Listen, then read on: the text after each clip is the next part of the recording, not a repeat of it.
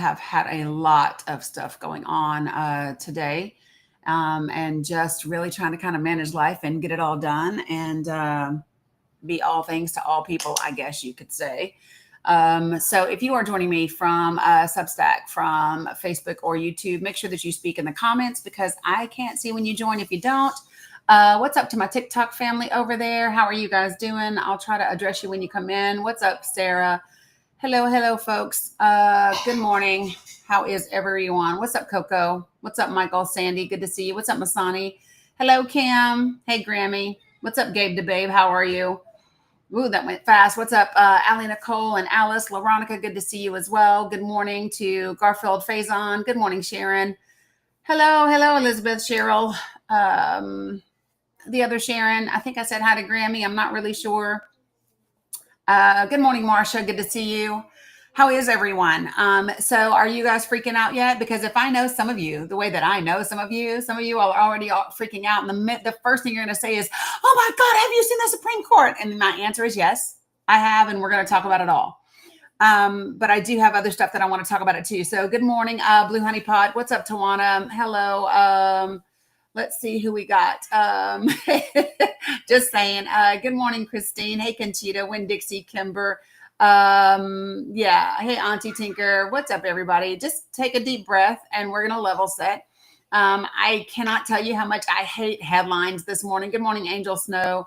Let's see who else I missed. I'm trying to catch people that I missed and I don't know who I missed. What's up, coolest mom ever? What's up, Tony? I'm not sure who all I missed. If I missed you, it's not because I don't love you. It's because I didn't see you. What's up, Amy? Good to see you. Hey, KT. Hey, dad jokes. So listen, so Facebook, YouTube, and Substack, you have to actually speak to me in the comments or I won't see you. Good morning, Received Grace. Yeah, you know. Hey, Dana G. What's up, Jen? Good morning.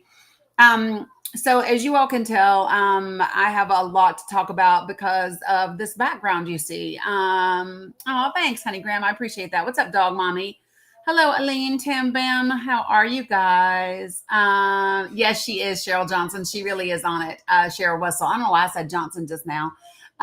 Probably because Mike Johnson is putting like a hex on me, which I will gladly return to sender. Good morning, Candy Kiss. How are you? What's up, MG Brock? Doom Sprinkles in the house. All right. So folks, listen, we do have a lot to talk about today. It's going to be a day. So let me just say this, you all, the Supreme Court's decision is 100 plus pages long. So the first thing that I'm going to say to you is I have not read the whole damn thing. Why? Because I needed to be here. Margaret, why is today a sad day? Good morning, Dilgrave. Margaret, what do you mean today is a sad day? Good morning, Patty Flanagan. What's up, Kay Brand New? Good morning, Rebecca Littlebird over on YouTube. Good to see you over there. What's up, LB Donna Laugh? Good morning, Tara Love. Good to see you. Linda Johnson, good to see you as well. Janice, Auntie Janice, good to see you as well. Margaret, why are you saying today is a sad day? Good morning, Rocky Royal. If you are a real person, I'm sending you an invite to come up to the panel. I hope you do accept so that we can have a respectful conversation. So, Margaret, that's what we're going to talk about because I don't think that people really know exactly what the decision is. And that is why I'm doing this live and looking like I am at this moment. Okay. Good morning, Shauna. What's up, Kimmy? Hey, Susan. Okay. So let's just start off right now. Yeah. So that's what it is. That's what it is, Jen. So a couple of things. All right, folks. All right. So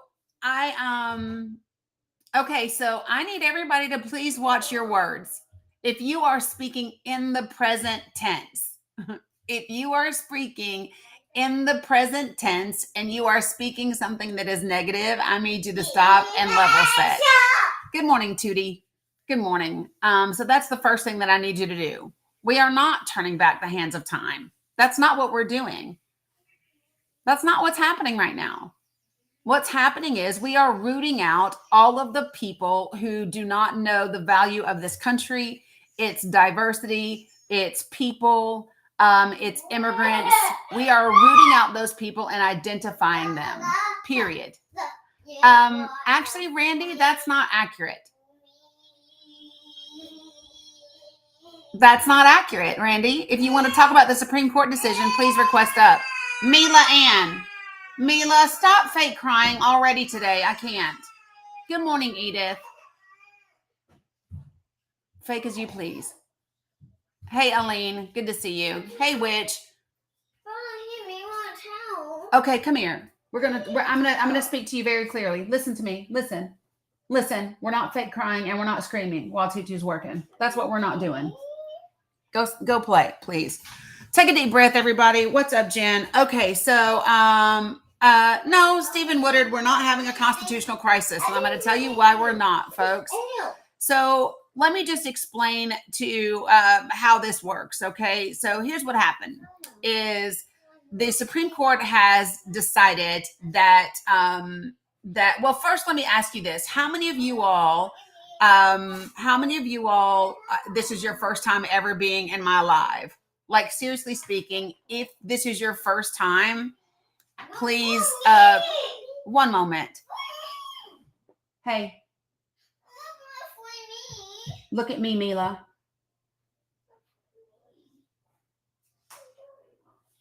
There is nothing that you need right now. Enough. Folks, if this is your first time with me, let me just tell you a couple of things in the way that I run this room. Good morning, Nance. Good to see you. Hey, P. Jones. So let me just share with you a couple of things, folks. Yeah. So first thing that I'm going to tell you to do is that I ask for everybody in here to be respectful. That's it. That's the first thing that I ask, is that when we have conversations, we are respectful. The second thing that I ask for people to do is to not use slurs of any kind. If you use slurs, I don't care what side of the aisle you are on. If you use slurs, you will be muted and booted from my live. Number 3, if you spam my comments, you will also be muted or booted from the live. Why? Because it's just dumb to say the same thing once, maybe twice, got it. To say the same thing over and over and over again, not helpful, not constructive. You'll be muted or booted for trolling, right? Like my time is about to be, like that one. And then the last one is do not type in all caps. What's up, Gummy Nerd? Because all caps is reserved for my moderators and those folks that are vision impaired. Thank you, DeBoss. I love to see it on it already. So listen, folks, why is this important? Okay. So a couple of things that have happened. So what the Supreme Court decided today was to limit the ability of federal judges to block executive actions throughout the country with nationwide injunctions. All right. So what does that mean? That means, so the Supreme Court did not determine to end birthright citizenship. That's not what happened. Okay. That is not what occurred today. Okay. What occurred today was it was a 6-3 ruling, which of course all 6 GOP appointed justices in the majority said, listen, because when these federal courts heard these cases, okay, they said we are doing nationwide injunctions against this particular executive order. Good morning, Zoe. So, hey girls, talk a little lower, please. Thank you. So this does not say that we are ending birthright citizenship. Well, no, what it means is that federal courts will decide, and then it will go right back up to the Supreme Court, folks. So let me just tell you the process. Everything is going back down to federal courts. Those federal courts are going to make decisions, and then whatever the party is that the decision is against is going to then appeal it to the Supreme Court again, right? That's what's going to happen, okay? So, and can I just say this? This is not the first time that federal nationwide injunctions by federal courts has been an issue. Good morning, Thomas Griffin. Right? This is not the first time that this has been an issue. There have been many justices along the way. So here's the thing. All right. Okay. I'm going to try to slow it down and talk for a second. So just listen folks, here's what the Supreme Court did. The Supreme Court made a ruling that federal courts cannot put in nationwide injunctions. That's what they did. Okay. So they basically said, you guys overstepped your bounds and you can't do that. You're a federal court, which means you have a jurisdiction and you can rule for that jurisdiction, but you cannot rule for the entire country. Okay. So the orders are now, because what they had done, they prevented federal agencies from carrying out the birthright citizenship order anywhere in the country. So now what they've done is said, hey, the lower courts, those orders can now only apply to the plaintiffs who sued. So what does that mean? It will have a cascading effect for everybody else, right? So what will happen is, like his efforts to fire mass federal workers, to cut DEI programs and do, change federal research grants. So what will have to happen is the federal courts can now only make those injunctions apply to the people that are part of the suit. So everyone has to sue. That's where we're at. Now, what will happen is this will end up going back to the Supreme Court, who will then have to rule if this executive order violates the Constitution, which it does. Right? So it will lead to an increase in court cases, definitely throughout the country. That will definitely happen. You're going to have class action lawsuits, right? There's going to be a lot happening. Yep, Kimmy basically overwhelmed the courts, right?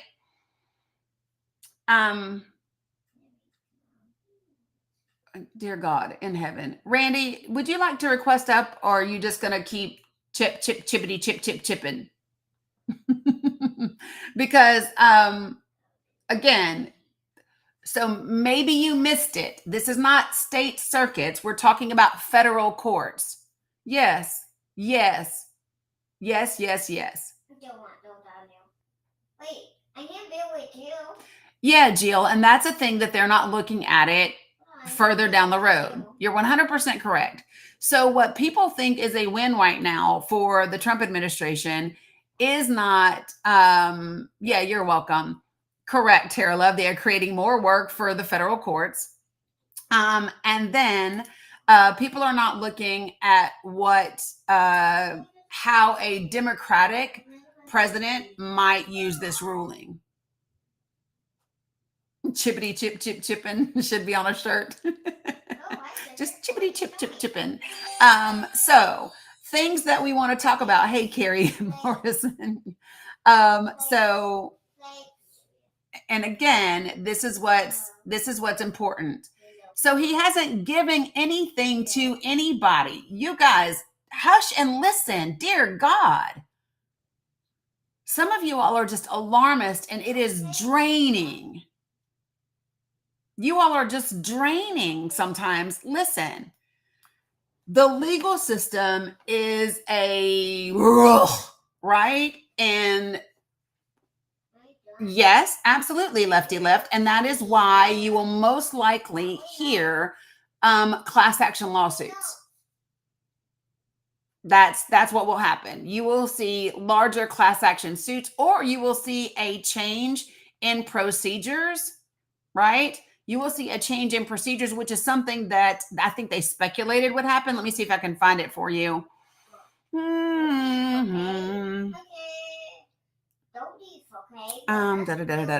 So the decision today did not address whether or not birthright citizenship or his executive order violates that constitutionally, which is why that will go back to the Supreme Court.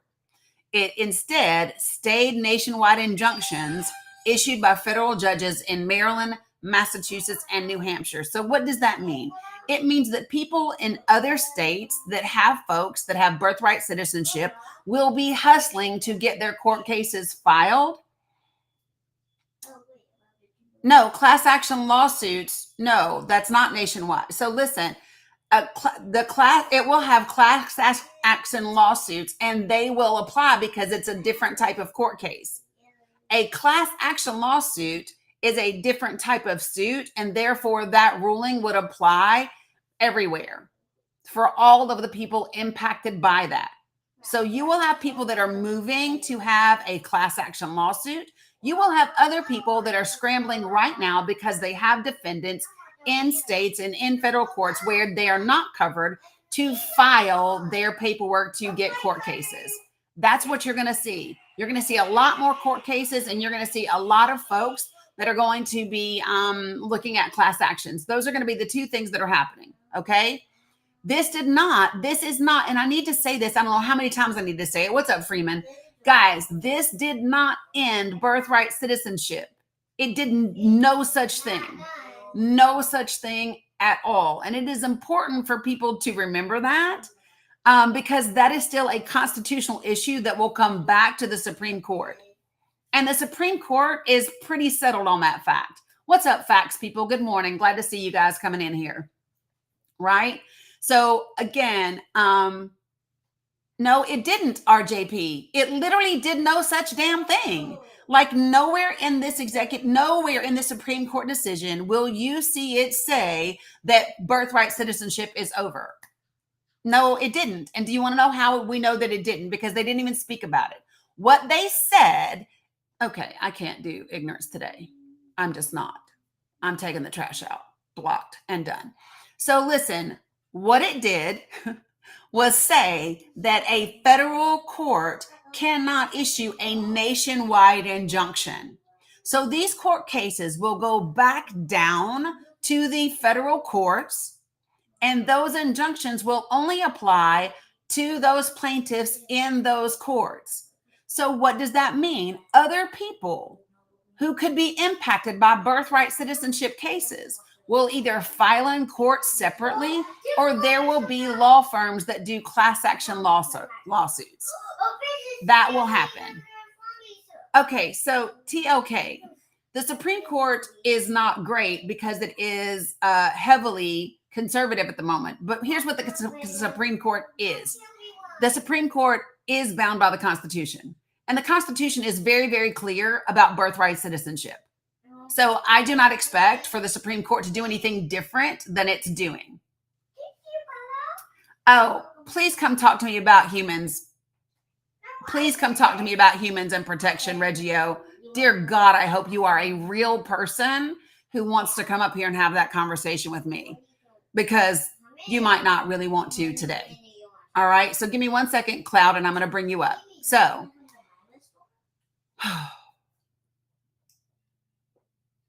yes, Archie, it is going to hamstring the Republican judge in Amarillo that issues nationwide things. 100%. So listen, folks, this is just very simple. The legal system is always something that takes a long time to go through. A long time.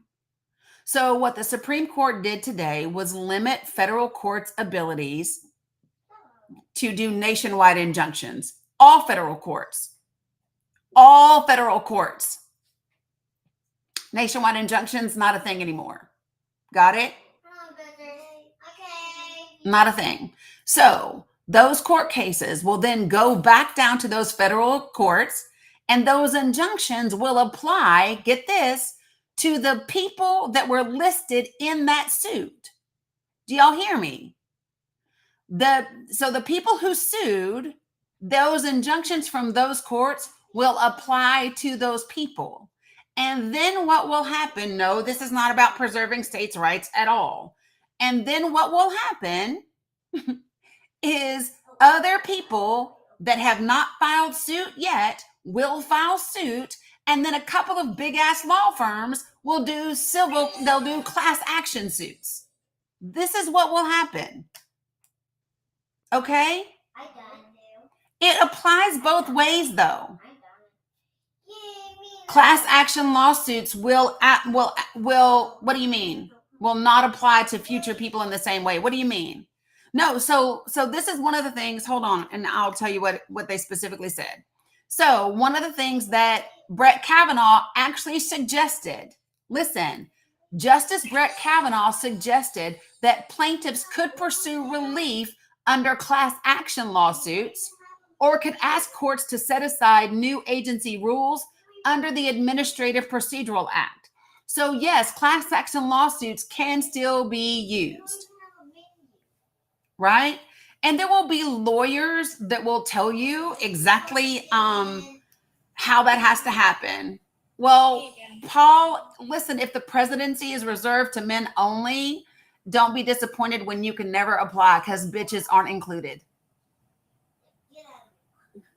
I got time today, sir. I was just hoping to ask a clarifying question that maybe it'll definitely help me, but maybe some other people in the chat too. Yes.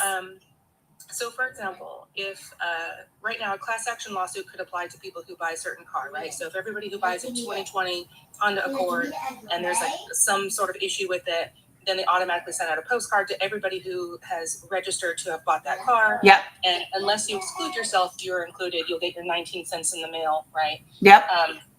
Whatever. So in this case, my question was more around things where maybe these people who will be affected in the future aren't part of today's, if we file a class action lawsuit today, but then next year, more people now find themselves in a similar situation. Are they covered under historic class action lawsuits, or will they now have to file their own in the future? No, so class action lawsuits are going to remain the same. This doesn't change how class action lawsuits work. Right. So if somebody does a class action lawsuit right now, and they're from different states or different federal jurisdictions, that class action lawsuit will still have the same effect for everybody that's on that suit, regardless of what district they are in as plaintiffs. Right, but so like if a new person next year finds themselves in the same similar situation, but they weren't listed on today's class action lawsuit, they would still need to file their own, right? Yep, and that's the way class actions work always. So with class actions, you have a period of time, a window of time to join that suit. And if you don't join that suit before that case is heard or before that deadline is, then you do not get included in that class action. And so that part remains the same. Okay, yeah, I just wanted to get that point of clarification. Then hopefully it helped a couple people, in the chat too. Yep, 100%. So that was it. Yep, love it. Thank you very much. So folks, in case you haven't noticed, I'm not here for the fuckery today. I am absolutely not here for it today. If you want to have a real discussion with me about something, we can do that, right? Appreciate you, Jen. If you want to do that, we can do that, right? But if you come in here like being an asshole, I'm going to match your energy first and foremost. Don't whine and cry about it. Don't tell me I'm mean. Don't tell me I'm whatever. If you come in here, right? If you come in here like already just doing it, just don't be surprised. I'm going to meet you where you are. Okay? Now, other than that, if you want to have a discussion, even if we disagree, and you want to do it respectfully, I am always game for that. Always, right? But I'm not doing fuckery today. Not from anybody. So, consider yourself forewarned, right? Engage with me however you choose, and then take whatever you get. Okay? So, it's just that simple, folks. I will talk to anybody, and I have. Some of the most hateful, some of the most MAGA folks ever. And been respectful and all of that, right? What I won't let you do is come in here and try to piss all over the post like you're marking your territory. That doesn't work here. I own this shit. And baby carrot energy does not impress me. Okay? Got it. So it's not about holding the cases remotely. Jamie, it's about the jurisdiction of the federal courts. The federal courts, and this is not a new issue, folks, just so everybody knows. This has been something that has been argued a lot about whether one federal court should be able to issue a nationwide injunction that impacts everybody across the country. Okay, so this is just that. All right. But it is not a decision in any way, shape, or form regarding birthright citizenship. All right. Now, folks, when I bring you up here, what I'm going to ask you to do is to put yourself on mute until I get to you.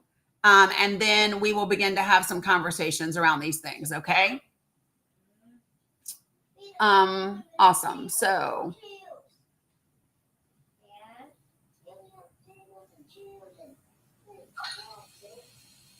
all right. So like I said, when I bring you up, please put yourself on mute until I get you. No, Miss Linda, birthright citizenship has not been decided. And this is why it's important to read past the headlines, right? This is why it's important. It doesn't, Lulu, it doesn't change anything about your state's constitution, right?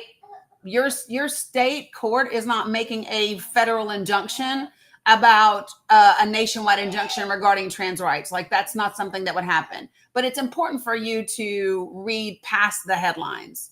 Okay. All right. Let me see. Boom Buddy. Good morning. What you got for me? Oh, good morning. I'm a little confused. Okay. I just have a question. So does this mean that like certain states can go ahead and get rid of birthright citizenships, and the other states can do? Like, how does that work? Yeah. So what this means is, so we had 3 separate federal courts in 3 different states, and they issued injunctions, but those injunctions were nationwide, right? Okay. And so what the Supreme Court said is, listen, federal courts, you can't do a nationwide injunction. This has been like a bone of contention for a really long time. So those court cases, what the Supreme Court said is those injunctions only apply to the plaintiffs that are included in those suits. So what has to happen for everybody else, and this is what will happen for anybody else that's number one, anybody else who's a birthright citizen, I can promise you they've already contacted an attorney, right? So what those folks are going to do, stop screaming, Mila.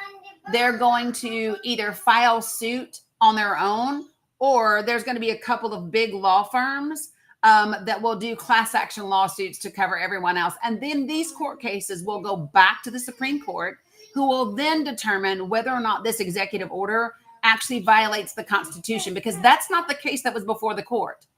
So, yeah, this is what people need to understand. The case that was before the court is the Trump administration said, hey, listen, these guys did a nationwide injunction, and it means we can't do our business everywhere in the country, and they've overstepped their bounds. And so the Supreme Court was deciding that. Did they overstep their bounds, and does it apply nationwide? And the Supreme Court said, no, it doesn't apply nationwide. So everybody else will be filing lawsuits in their federal court systems, or they will be filing class action lawsuits. And that's what will happen. But this was not a decision around birthright citizenship in itself. Okay, so for now, what happens to people that could apply to? Do they get deported? Or? No, what'll happen is they already have attorneys. Somebody's filing. Listen, them courts gonna be crazy today. They are filing lawsuits because everybody has been waiting on this decision.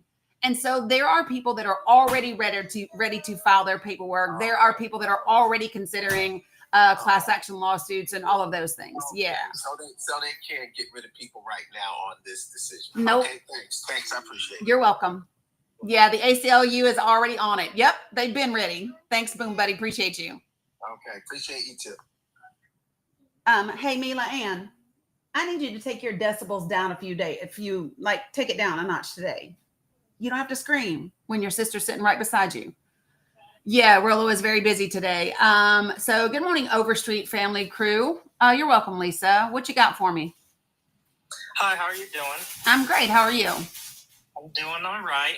So I just had a question, just to clarify, so what happens in the now? So if a president gives an executive order, even beyond birthright citizenship, and we view it, or everyone views it as unconstitutional, does the lawsuits or class actions have to be played out before someone can step in, or what happens in the now? Yeah, I mean, this doesn't change anything about the process. The process is the same. So this order wasn't about, so let me be clear. This order wasn't about if something is or isn't constitutional. That's not what this order was. The only thing that this order was talking about is, can a federal court issue a nationwide injunction, right? And what they said is no. If you have a case before your court, then your injunction has to apply to those people in your district. You can't do a nationwide injunction and just cover everyone. So that's the same no matter what the executive order is. Now, if there's an executive order that that is considered to be unconstitutional, the same thing will happen is folks will continue to file a lawsuit like the ACLU has been. It will continue to go to courts, and then it will end up making its way, because the only court that can give a final say about the Constitution is the Supreme Court. So it will continue to do exactly what it's been doing. Good morning, Zeke.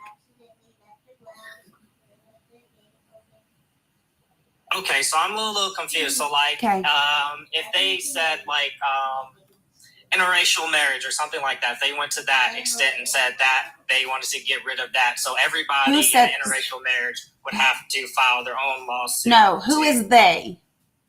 The executive branch. If they gave an order to dismantle that or whatnot. Well, they can't. Something random. They can't because, well, but here's the thing. So this is what people need to understand is that he could write that all he wanted to, and it doesn't change shit because the law exists. Executive orders don't change law, right? So this is my thing. Executive orders do not change the law, folks. And so the only thing this does is overwhelm the courts and overburden people. That's all it does. And it slows the process down for everybody else. It makes it more cumbersome for people to get their protections. The thing to remember is that the ACLU in every state has been prepared for this decision. They are ready for class action lawsuits regarding this thing and ready to go forward to court. And then the constitutionality of something will be determined by the Supreme Court. So it's just going back down to those lower courts now. Other people are either going to do class action lawsuits or file it by themselves. And then no matter how those lower courts ruled, the Trump administration is going to appeal to go back to the Supreme Court. And the Supreme Court is going to say, nope, it's really plain in the Constitution that birthright citizenship is a thing. And so that's kind of the way it's going to be. So a lot of times, Peg, what's important to understand is organizations like this, like with class action lawsuits and things like that, they don't operate based on your payment to them. Now, an immigration attorney, yes, but they also have payment plans and all the other things. So understand there's a lot of people that are already involved in handling these things. So once a class action lawsuit is established, does that basically give you security until a ruling gets done on it? Yep, because you're part of due process. I gotcha. Okay. Yep. I appreciate it. Yeah, you're welcome. Thanks. All right. So folks, when I bring you up, do me a favor, put yourself on mute until I get to you. Okay. Well, Wapples, I don't know if you can read, but let me help you. Jesus. Whew. All right. Okay. So let me say it to you right here. You ready? It's the 14th Amendment, Section 1. All persons born or naturalized in the United States and subject to the jurisdiction thereof are citizens of the United States and of the state wherein they reside. So birthright citizenship is in the Constitution, 100%. Because if not, let me just say this, if not, your ass is not a citizen because you were born here. You see how that works? It says all persons born, all persons. It does not say only persons whose parents were born here. It doesn't say that. So all persons literally means all persons. So let reading the Constitution be your friend. Just saying. So somebody asked, how does this affect, well, you can think it should say whatever you want to say. No, the process to amend the Constitution is insane. Folks, not only would Congress have to pass it, but then it would have to be ratified by 38 states. It's not a thing. It's not something that's going to happen. They will not have 38 states that change birthright citizenship. Period. Okay. So, let me also, there was someone who asked another question. And I need to have it pulled up. Oops. Give me 1 second, folks.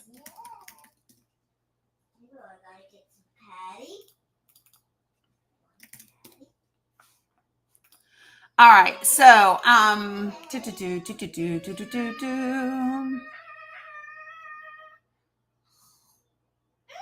yeah, okay, so there are other Trump policies that have issued universal injunctions, right? So that includes the efforts to mass fire federal workers and all those types of things. Since January, federal judges have issued at least 25 universal injunctions in challenges to Trump's policies, right? So we don't really know exactly what that's going to look like. Oh, thanks, Cam. Appreciate it, right? Until it goes. What you're probably going to see is just an increase in court cases as people seek the same relief in each court. Okay. So there you go. Hey, good morning, Veronica. All right, folks, when I bring you up to the panel, please do me a favor, put yourself on mute until I can get to you.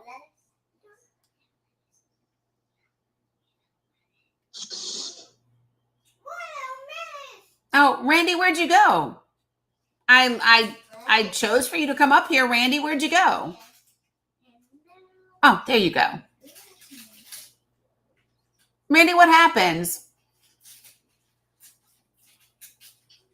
I keep trying to put Randy. If somebody blocked Randy or something, unblock him or something, because he keeps trying to join. Randy Castillo.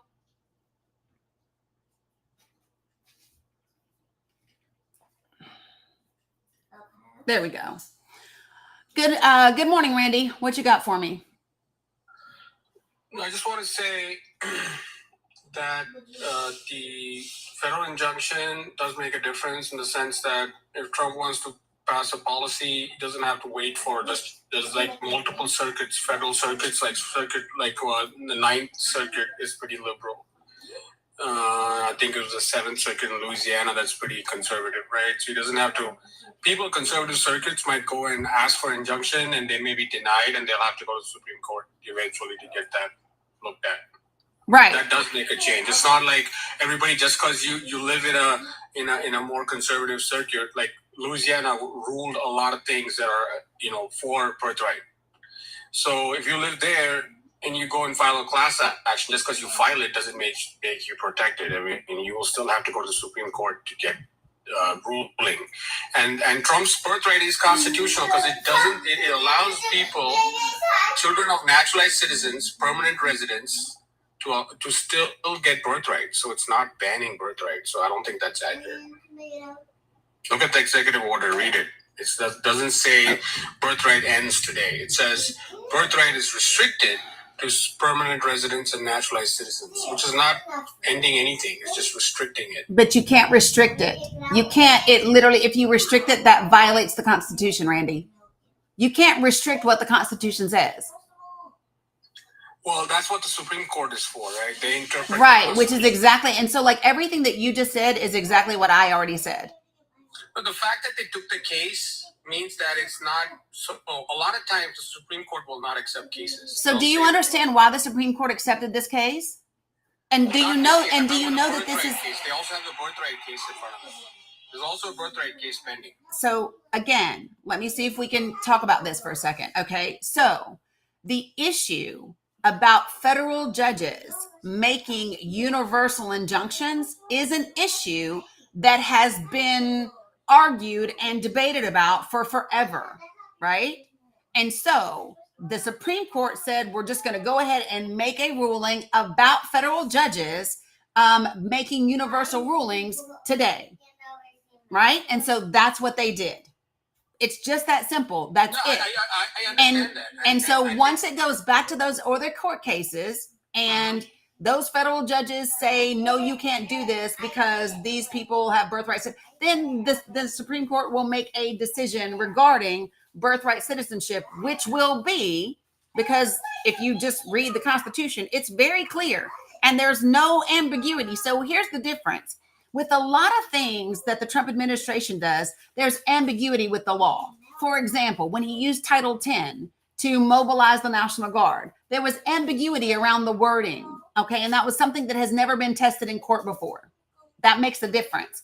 There is no ambiguity around this section of the 14th Amendment. It reads clearly, 14th Amendment, Section 1, all persons born or naturalized in the United States and subject to the jurisdiction thereof are citizens of the United States and of the state wherein they reside.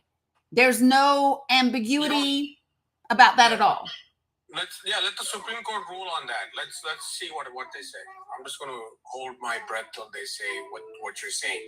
Yeah, well, I mean, I'm just saying I can read it. And here's the thing about the Supreme Court. The Supreme Court can be racist. The Supreme Court can be sexist. The Supreme Court can be okay with getting rid of some immigrants or whatever, because they do shit like that, right? But here's what the Supreme Court doesn't do. What the Supreme Court doesn't do is override the Constitution.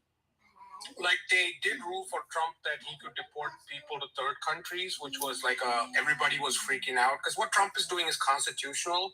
I'll explain to you why. Because the Constitution says that it's co-equal branches of government, and when it comes to understanding the Constitution, it's the Supreme Court that's the final say. So by Trump, let's say Trump goes to Supreme Court and they say, yes, you can deport to third countries. Yes, then he can. That's constitutional. I just want people to understand that, once you go to Supreme Court, you have to accept what they say. Okay, so that is the Constitution says that. So now you are mixing two things together. Okay, so when you want to talk about the ability to deport Venezuelans, right? When you want to talk about that, were those people here as part of birthright citizenship? The answer is no. Were those people here under temporary protected status, which is a policy program, which is not in the Constitution? Yes? I agree. Great. I agree with So that's exactly why I'm saying that. I'm saying other people on lives say, hey, Trump is, even today, because either they have the lack of understanding of how the Constitution works, or they don't understand the Supreme Court ruling. They come and say, oh, Trump is still deporting Venezuelans to third countries. Yeah, because do I sound like I don't know how to? No, you don't. I agree, you don't. Okay, great. You sound knowledgeable. Yeah. But some people still think that's unconstitutional. I'm like, did you just see the docket? The Supreme Court just ruled for that? Like, right, but so understand imagine that you're me.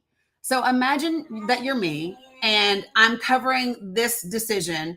I'm saying everything exactly accurate. And then I have a man join my panel to tell me everything that I just said and to also cover things that I did not say as if those things were connected. Do you understand how that might seem frustrating?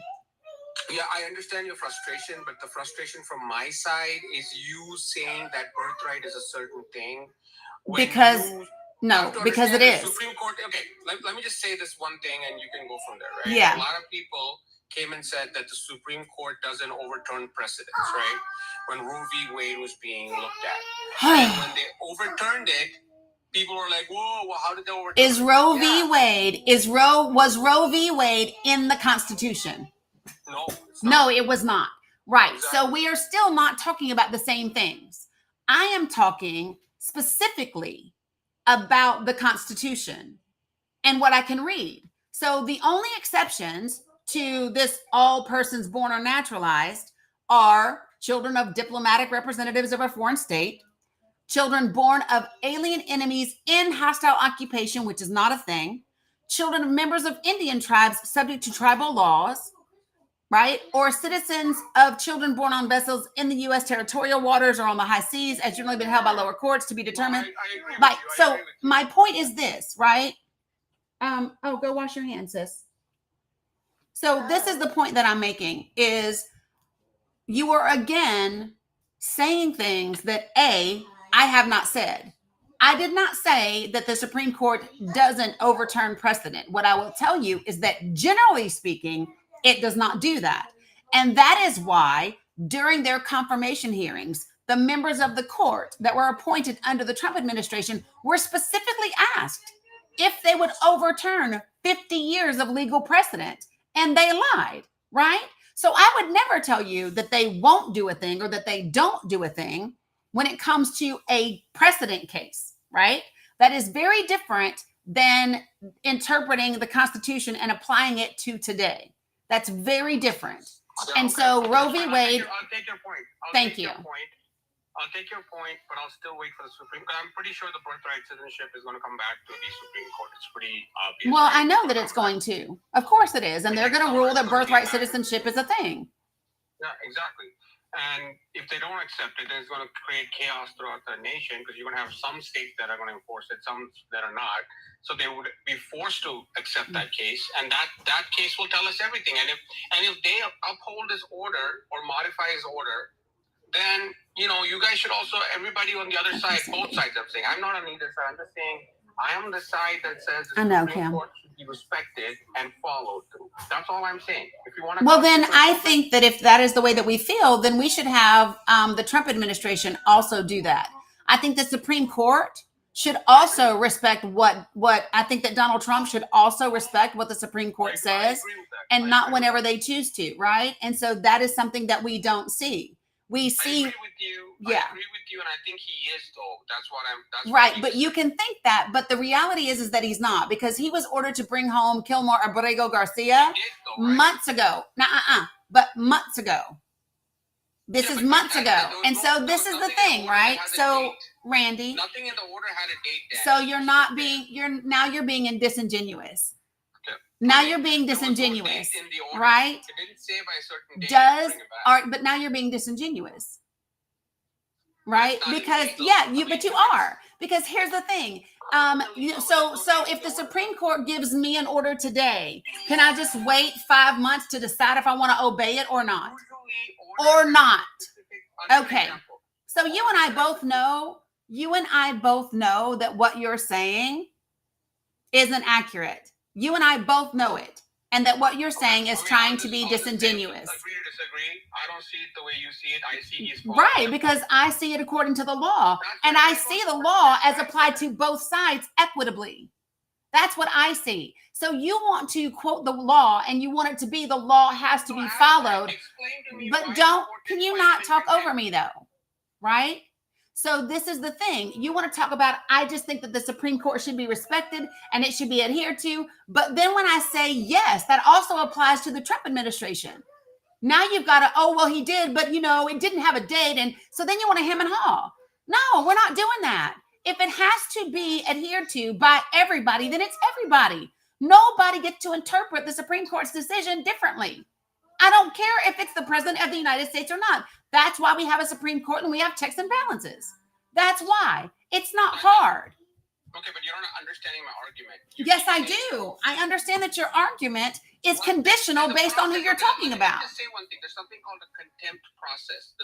Sweet dear God. Jurisdiction to see if you're do you think that I don't know what a contempt process is? Then why are you saying? Because I know it. That's exactly why Congress was trying to get the contempt process into the damn budget reconciliation bill, because we know what the contempt process is. I am very aware that this corrupt administration knows exactly what a contempt process is, and that they do not want the federal courts to have the power to issue criminal contempt. I know it, and I know that's why it was in the budget reconciliation bill. And thank God we've got a Senate parliamentarian who is nonpartisan who will do her damn job. Shit. Like I don't know.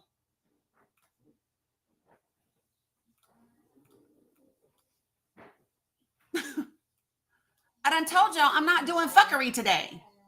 Wasn't that in the judge's ruling when it went to the appeals court and the judge was saying that they had to bring him back, and they started talking about the whole being held in contempt? Yep. That was Judge Busberg. Correct. And what the courts have been doing is giving the administration a lot of deference and not pulling the trigger on this contempt. Correct. Well, Busberg was overruled by the Supreme Court. Can you do me a favor and not interrupt when somebody else is speaking? When it went back down to the appeals court, that's what the judge's ruling was. And the judge was considering, matter of fact, the judge put in their ruling about going down the road of being contempt of court, and that they would assign it to another federal judge because they understood that his administration would not hold themselves in contempt if it went back up to the DOJ. Correct. Am I? Okay. Thank you. Yeah. So. All right, thanks, Danny. I'm just gonna All right. for the chance to talk, but yeah, I don't agree with that, but that's and fine. that's okay. You don't have to agree. Okay, all right, appreciate you. it, Randy. Appreciate it. Thanks, folks. This is really clear. So, if you come on this panel and all you do is repeat what I already said, I don't need mansplaining today. I don't need anyone to articulate it any differently. I'm pretty good at communication. I'm pretty good at it, regardless of who they are, right? So just carving that out for everybody, all right? I've already told you I'm not doing fuckery today. There are too many important things that we need to discuss today. There are just too many important things. And this is why I said ignorance and hate cannot win. There are many people that are in these comments that are just ignorant. Many people that are in here just being ignorant. And you have to ask yourself, what kind of human being are you? Thanks, Mr. Barrios. Girls, turn off the water.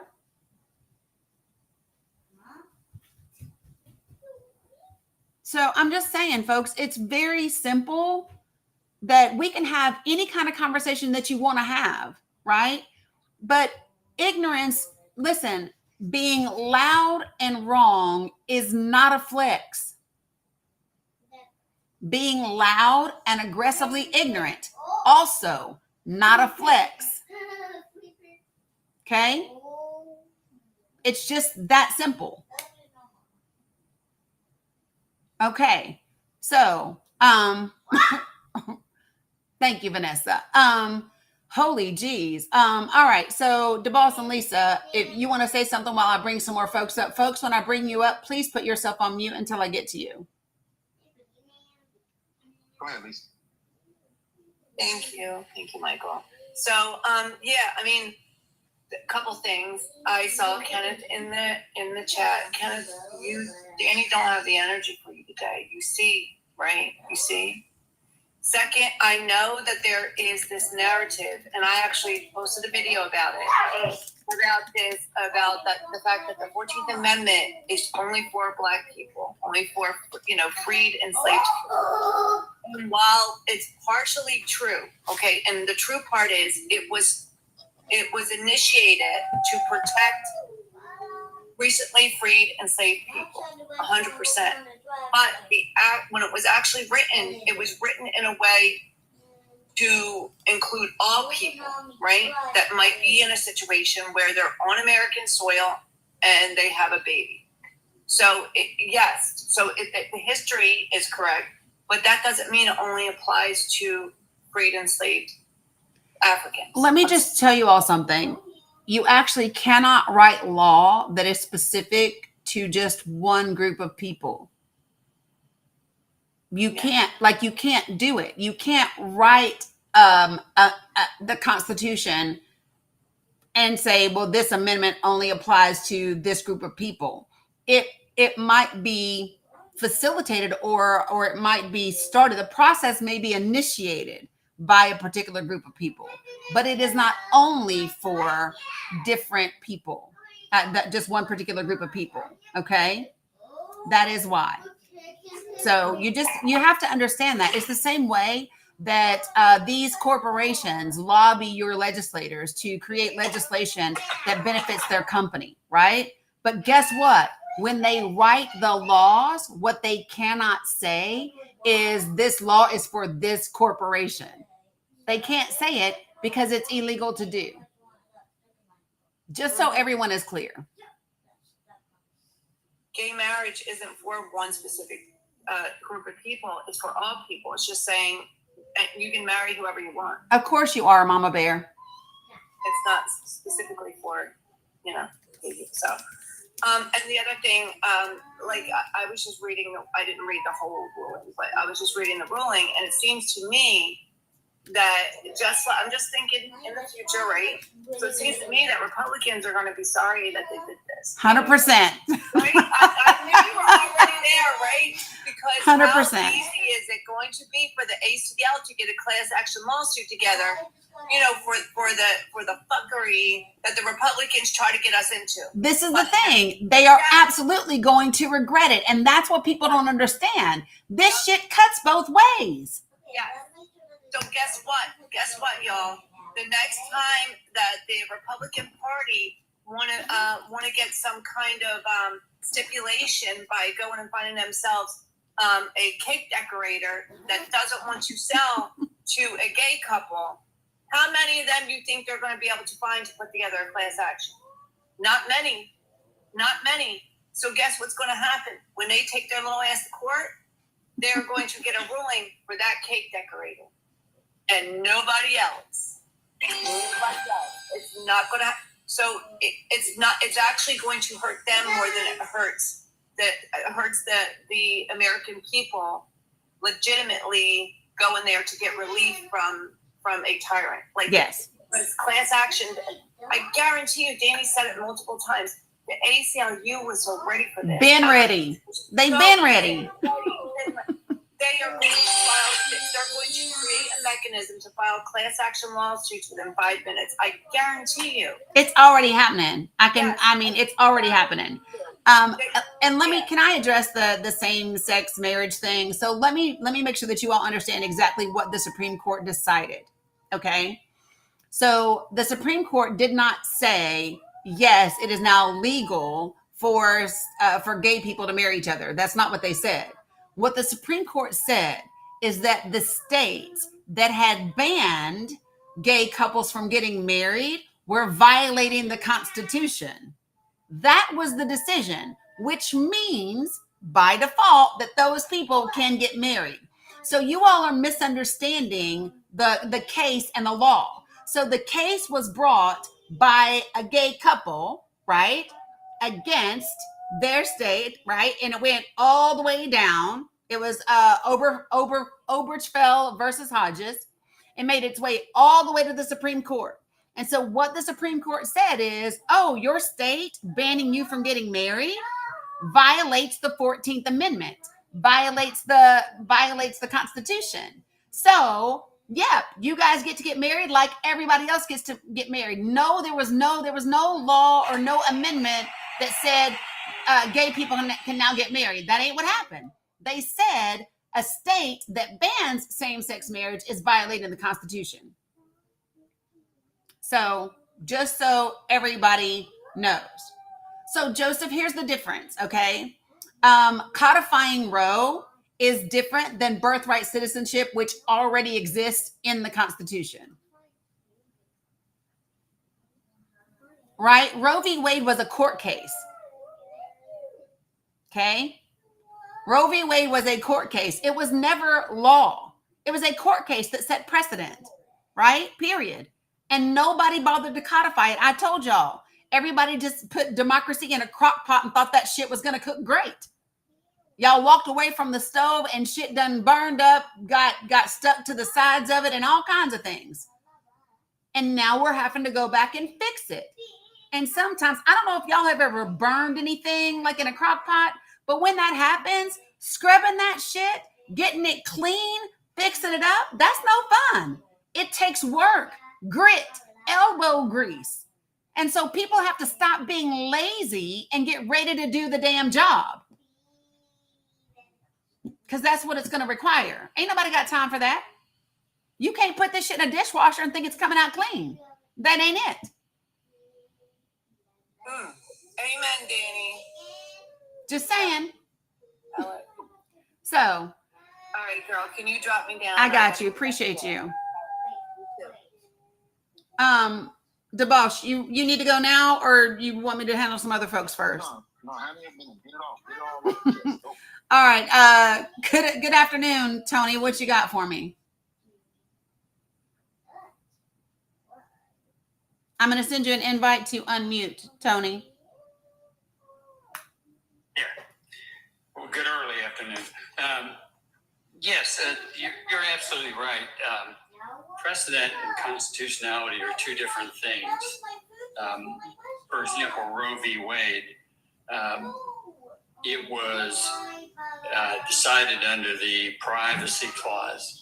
Mm-hmm. And even Ruth Bader Ginsburg herself said Roe was on shaky legal ground because, in her opinion, it should have been decided under the Equal Protection Clause.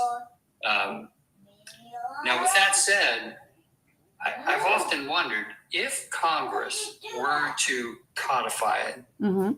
then it would be challenged. Would it withstand muster? I think it would determine. I think it would depend on how they codified it and what they used, right? Because what a lot of people don't realize is that prior to the Dobbs decision, 43 states already had their individual laws regarding AB, right? And that's one of the things that ticks me off when people are like, "Oh, he just gave it back to the states." No, the states already had it, right? Pretty well did, yeah. 43 of them. The problem is that now we sit in a position where 24, 25 states don't even have the mechanism to put it on the ballot if they have a state legislature that won't, right? So, and then you've got places like Missouri where they did. Yeah, it's extremely red state. Yep. Super majority in the state house and state senate. Like Kentucky, where I live, has that Democrat governor who's a rising star, actually, Bashir. Yeah, well, they loved his daddy though too, right? That's why he's a bit of an anomaly. Yes, they did. Yeah, they loved his daddy. He's done a good job. He has. He won re-election handily. He had a tough time winning. He probably would have lost, but the governor before him really ticked off the teachers because he wanted to change the pension system and all of that. And there were marches on the Capitol and everything. And he stood in. But he did such a good job that they kept him. I remember one decision. It was back in December of 20. And he was to decide whether or not to keep the state open or keep it closed. And I thought, well, he'll definitely keep it closed, but he didn't. Yeah. He said, no, it can open up. So he's been a square shooter. Yeah, agreed. So here's my thought process. I think if you're absolutely right about Mila, stop. Was not. It was not like Roe. It was based on the Constitution, and that's what the Supreme Court's job is to interpret the Constitution. Yeah. So in terms of class action suits, yes, that knife does cut both ways. It is a little more cumbersome. I can still hear you, Tony. Yeah, sure.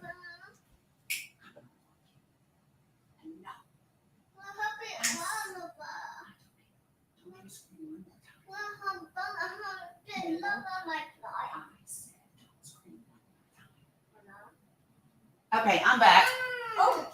That's okay. I always understand when it comes to kids. Yes, I'm babysitting my grandbabies, so. Yeah. And but yeah, it's exactly right. And today's decision was a little nebulous, but in essence, it did say basically that these district courts were overstepping their bounds. Yep. And I'm actually surprised the 3 liberal justices didn't go along with it, because even Sonia Sotomayor said that they were kind of overstepping, but yeah, I don't know why she didn't go for it. I think the reason is just because I think they are so concerned about how this Trump administration is challenging things, especially if there's any ambiguity at all. They are testing the waters, right? And so I think that's one of the reasons why they're just trying to hold their ground in any way, shape, or form that they can. And so that's why I think in with regard to codifying Roe.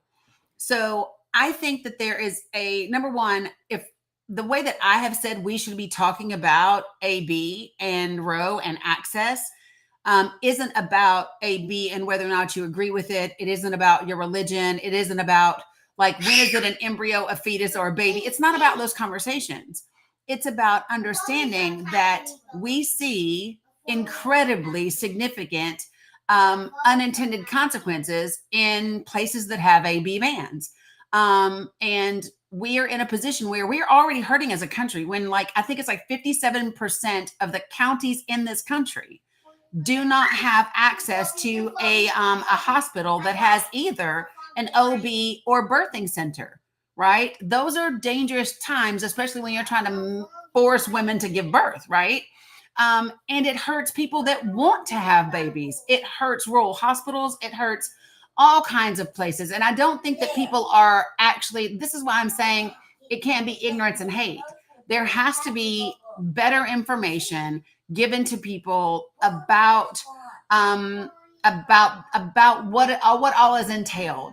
Having had my daughter go through 2 very high risk pregnancies and having both of my granddaughters be born early, one of them at 26 weeks weighing just 1 pound and 3 ounces. Yeah, she was 1 pound, 3 ounces. Right. Oh, 91 days in a NICU. 91 days. And what people don't understand is viability isn't just about gestational age, right? You can be at 29 weeks, 34 weeks and not be viable. You can be right. People don't understand that there's, your birth weight, your development. There's so many things that are involved. And so that's why I think that the Democratic Party would be better served by educating and informing rather than trying to make it some Trump thing. You got to wait. No, Mila, you just had 3 pieces of bacon and 3 eggs. You do not need noodles right now. She literally, girl, like, ultimately, won't it come down to the constitutionality of the codification? Yes. Yes, what I thought. And because if the shoe, let's say it was reversed and they codified a ban on abortion, say heartbeat bill, we're codifying a heartbeat bill, then it would go to Supreme Court for constitutionality too. Yeah. So it could be either way. Either way. So the Supreme Court's, their whole function is to make a decision that's based on the Constitution. Correct. To my knowledge, now Trump did drag his feet on bringing Garcia back. Yep. For sure. But the Supreme Court kind of left the door open for that ambiguity by using the word facilitate. Yep. And they said, bring him back now. He didn't want him back now. But they dragged your feet. I think somebody finally came up to him and said, look, facilitate. If you don't bring him back, then, after a given period of time, you're going to see as disobeying the Supreme Court order. As far as I know, with that being dragging its feet, he did come back. Yeah. I don't think Trump has disobeyed any Supreme Court order, has he? I'm not sure. I would literally have to go back and look at this. That's the other thing they want to do, right? Is keep you so busy that you can't keep up with what's the next. Like, where are we at with what's thing now? There's a lot going on, isn't there? Yeah, there Somebody is. once said it used to be a 24-hour news cycle. Now it's a 20-minute news cycle. Yeah. So this is true. This is my thing. I personally am. I think probably my greatest. I won't even say disappointment because it's not disappointment because they've always been shady, right? But my biggest bone to pick right now, believe it or not, is not with the Trump administration. My biggest bone to pick right now is with the media and the people that are supposed to be journalists, the people that are supposed to operate from journalistic integrity on behalf of the people.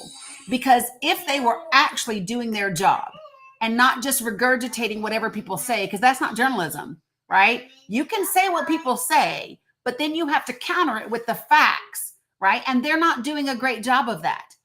And their headlines are misleading. They're developing headlines based on clicks and views, not based on accuracy and truth.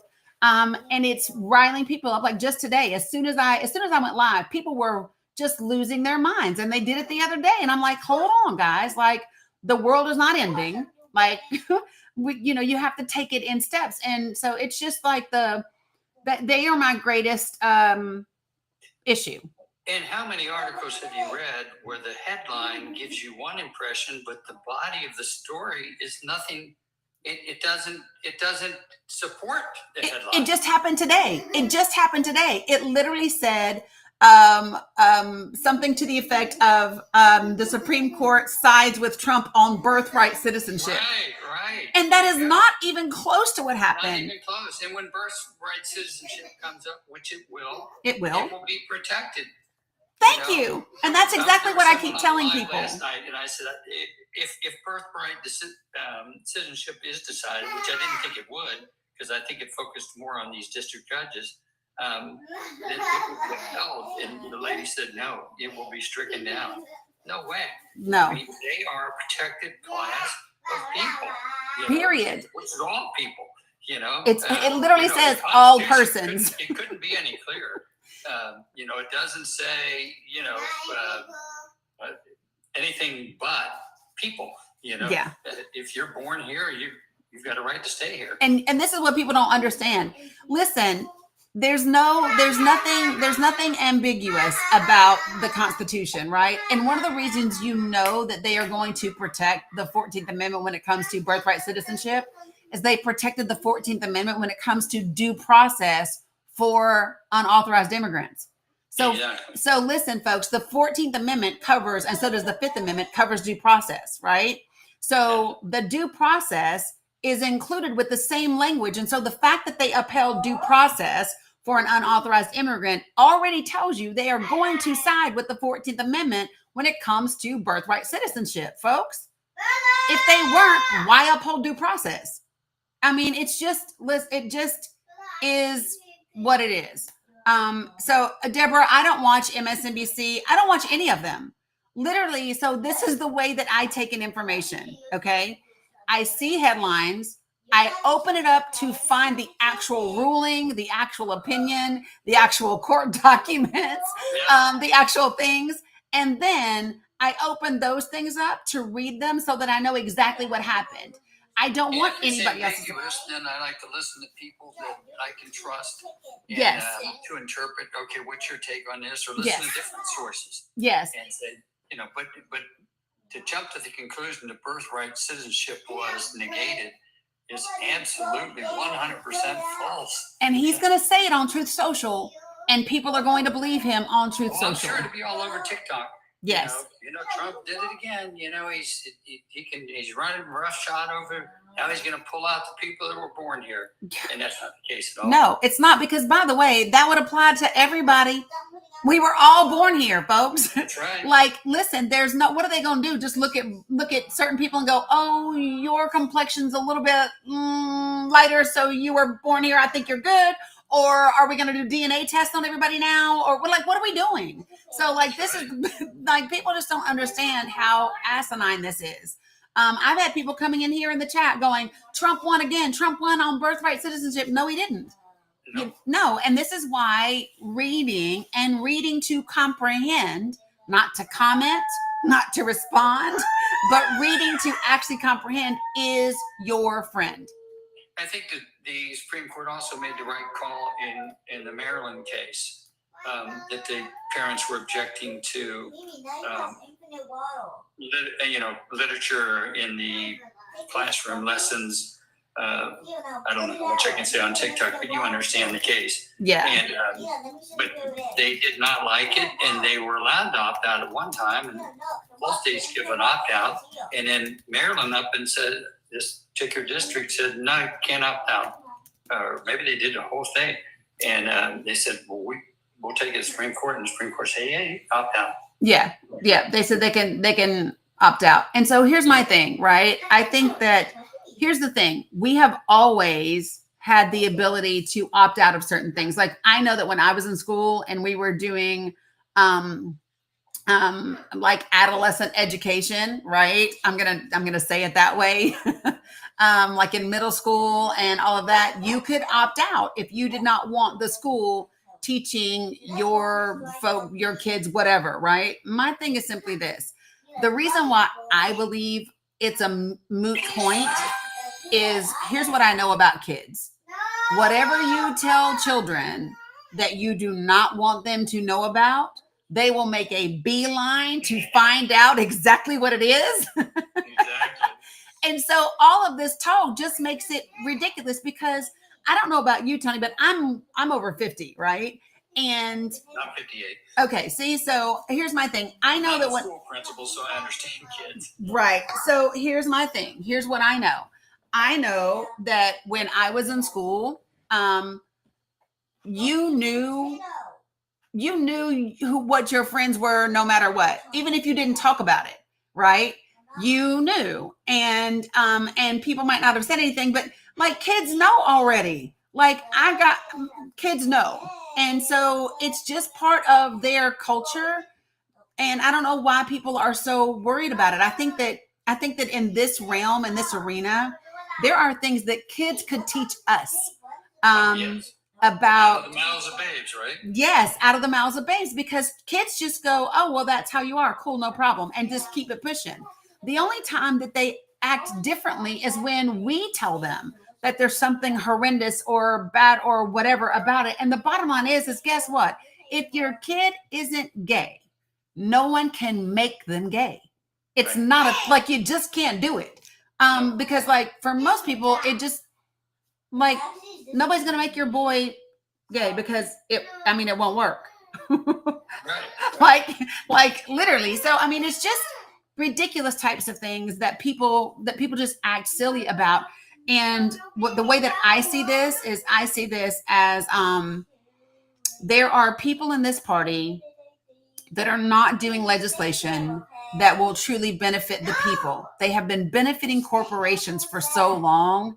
They actually don't have a leg to stand on to say, this is what we've done to help you. So the only thing they can do, because they haven't done anything to help you or a lot to help you, the only thing they can do is make you scared of other people who view things differently than you, or whip you up into an uproar about things that aren't really even a danger because they don't have anything concrete to stand on. And then here's where the Democrats just absolutely fuck it up, in my opinion, is instead of talking about what they've actually done and providing evidence of its impact. Mila, if you scream again, you're going to go in timeout. I do not care if you died in the game. You don't have to scream. Good gosh. You would be a great teacher. Oh, well, thank you. I can always tell. Oh. And, one thing I find about kids, they're refreshingly honest. They will say, I'll give one example. I was talking to I guess he was a second grade or third grade or something, and it was at breakfast. We get free breakfast, free lunch, and we do it all the way during the summer too, inner city and that's but he said, Dr. R, your breath smells like coffee. Yeah, they will tell you exactly what it is. So I think it was last week, I was on here and I had a lady that had joined my panel and she was heavy Trump, and she came in really hot and heavy with like really heavy energy, right? And so we butted heads in the beginning, but she stuck in the conversation. I stuck with her in the conversation. And at one point in time, she went from talking about bathrooms and whatever to then talking about, bringing the stuff into schools. And I said, when's the last time you read a school curriculum? When is the last time you talked to a teacher or a counselor or any of those things, right? And she just really made this claim. And I said, well, what curriculum did you see? And she was like, I'm not telling you. And I said, that's because you're lying. That's I haven't read it. Exactly. And so I just called her on it. I said, no, you're just lying, or you would say so. And so I said, you know what? Hold on one second, Sherry. And I said, hey, Dominic, because my grandson is here. He's going into the 6th grade. And I have to brag because you're a principal, so you'll get it. He finished 5th grade on a honor roll for the entire year. Oh, wow. Yeah, his name Sherry is her name. Yeah. So he came out here and I said, you don't have to go on camera, bud. And he stood right here and I said, see you later, Zeke. And I said, hey, Dominic, I said, when you go to school, do you have teachers that are talking to you about, being gay or being trans? And he was like, no. And I said, what about counselors? Do your counselors ask you like if you're gay or if you're trans? And he was like, no. And I said, so is anybody asking you about, do you want litter boxes in your classroom? And he was like, no. And I said, so what do they ask you about? He was like, just normal school stuff. Like, Yeah. you know, and It's the basics. yeah. And so literally that's what he was saying. And so after that, you could just see her, you could sense her whole disposition change. By the time we ended that conversation, she literally was saying to me that she had her opinions, but that she needed to keep a more open mind, and that she appreciated my conversation. And like, I put it on my podcast after that. But I mean, and we've had that happen several times. It's one of the reasons why I keep doing this work, right? But and I just told her, I said, Sherry, if we all had these types of conversations, and if people just stuck with it and they weren't so busy trying to demean each other or trying to do whatever, you know what I mean? We could actually get something done. And here was the biggest part. It was crazy because by the end of it, not only did I get her to agree that that wasn't actually happening in schools, we got to have a conversation, believe this or not, about the Second Amendment. Wow. And she was agreeing with me. Yeah. And so people were like, holy crap, that's crazy. But And I think, most people are, have common sense.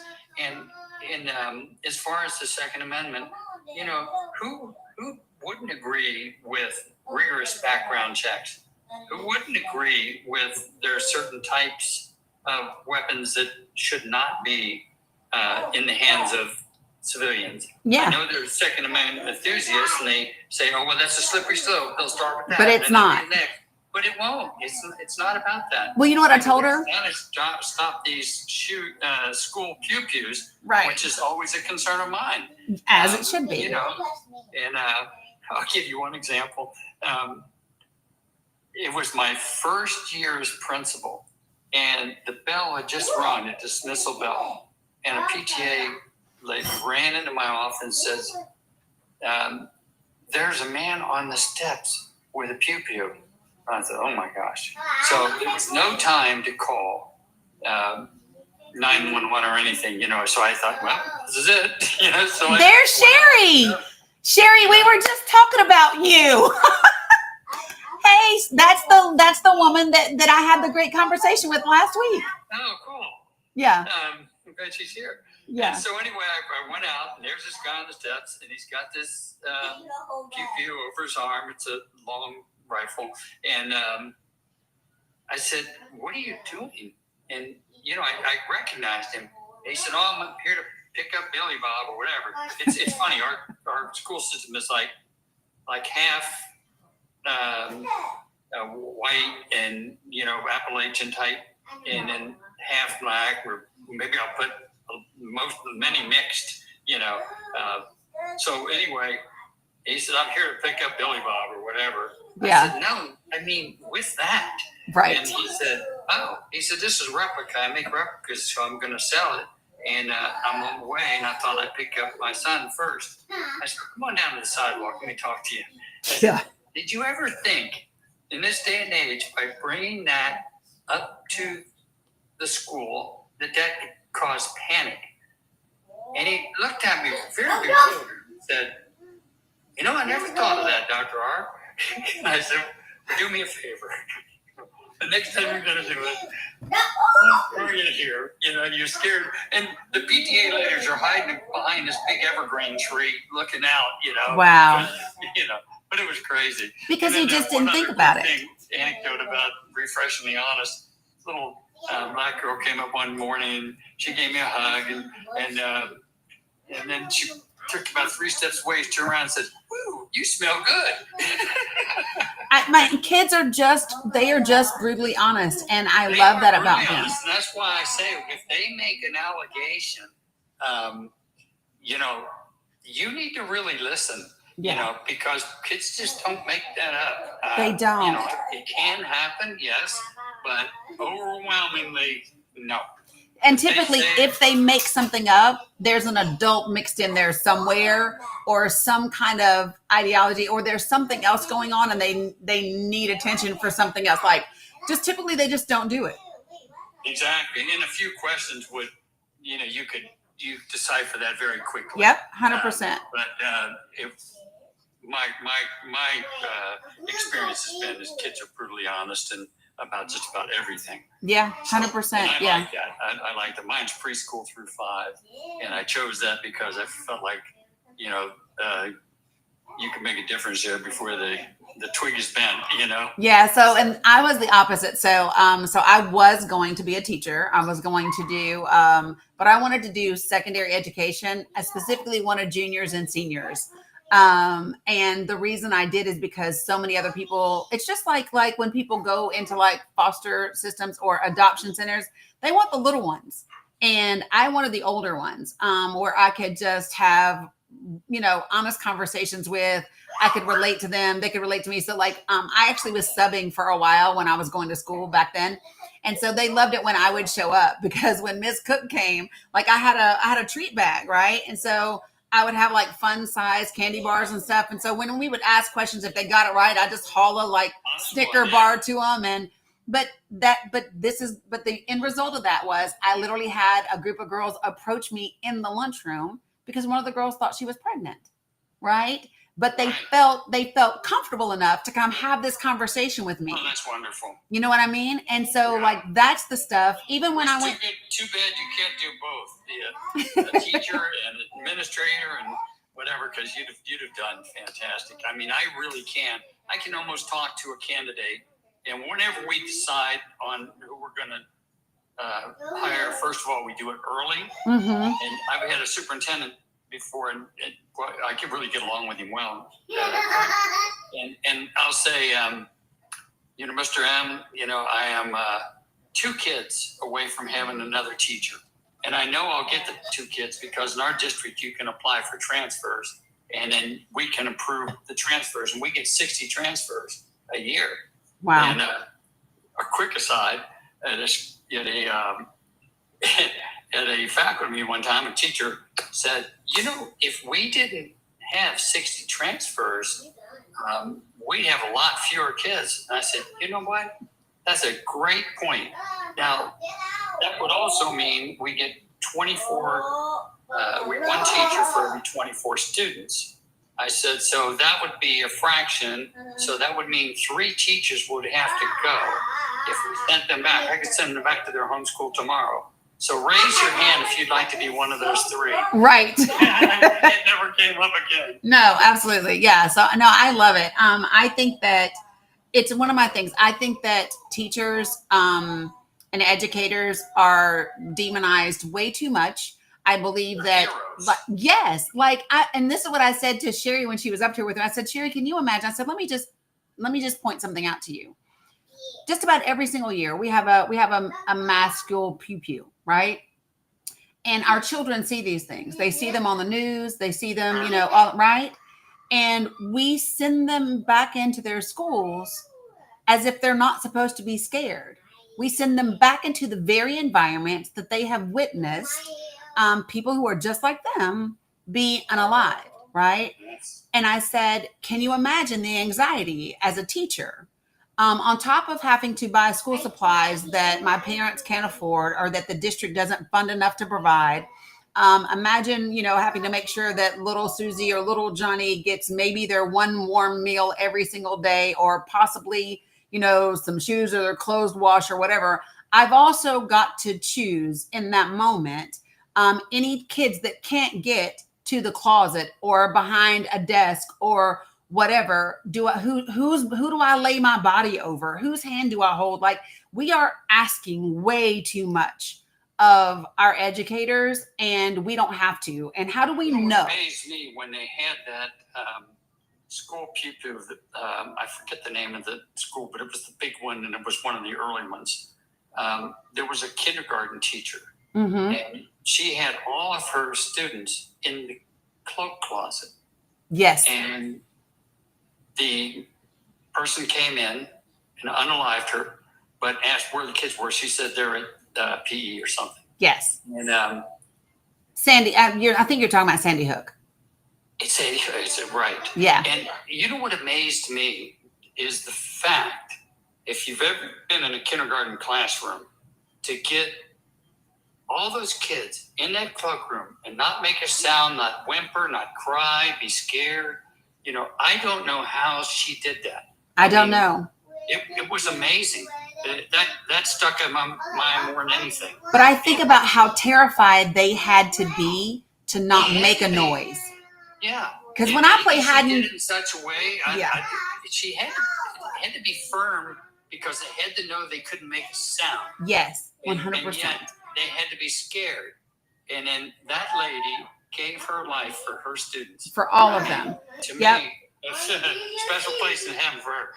My original thought was I'd tell my superintendent I'm 2 students away from getting a teacher.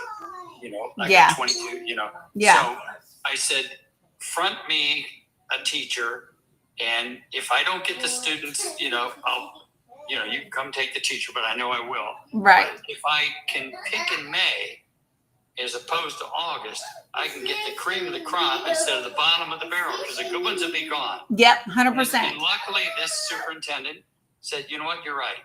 He said, now, if you don't get the students, I'll come get her or him. And I said, that's fine. You do. You know, but I always did. She's done that twice, and both times I had plenty. You got them. You know, so, well, I'll tell you one other thing on this note before I let you go is when people talk about, oh, it's a slippery slope. I'm going to tell you why we know for a fact it's not.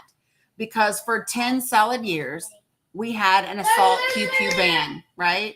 We had an assault pew-pew ban for 10 years. I didn't know that. Yeah, from 1994 to 2004.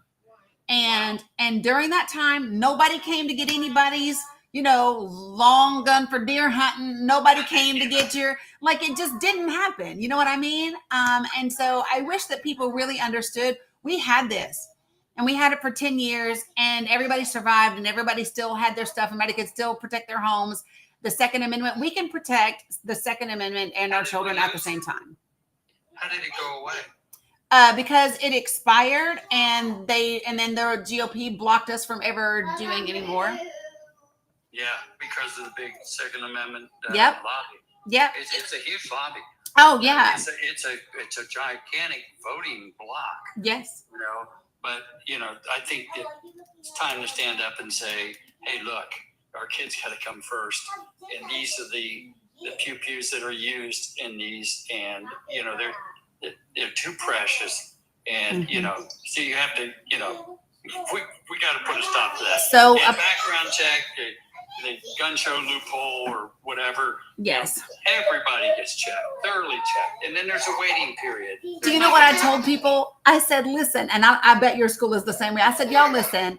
Do you know how dumb it is to not want a background check for a pew-pew? In order for me to volunteer at my grandchildren's school, I have to do a background check. If I want to go on a field trip, I have to do a background check. This is just dumb that we don't want to do it for pew-pews. If we have volunteers coming to school, they have to go through a background check. Yep, same thing at ours. Which is a wonderful rule. Yes. Because a lot of people, would gravitate toward that. Yep.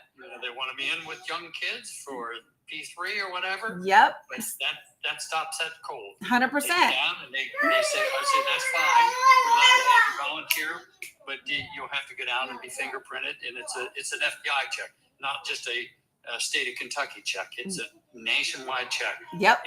And so yeah, they know that going in, so it rules out the fact that they would come and want to volunteer. 100%.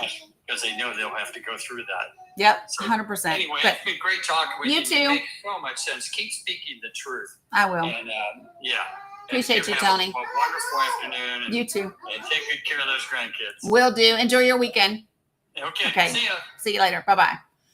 All right. So for those of you guys who, I think Tony's been here a couple of times. He's a principal at an elementary school. Yes, ma'am.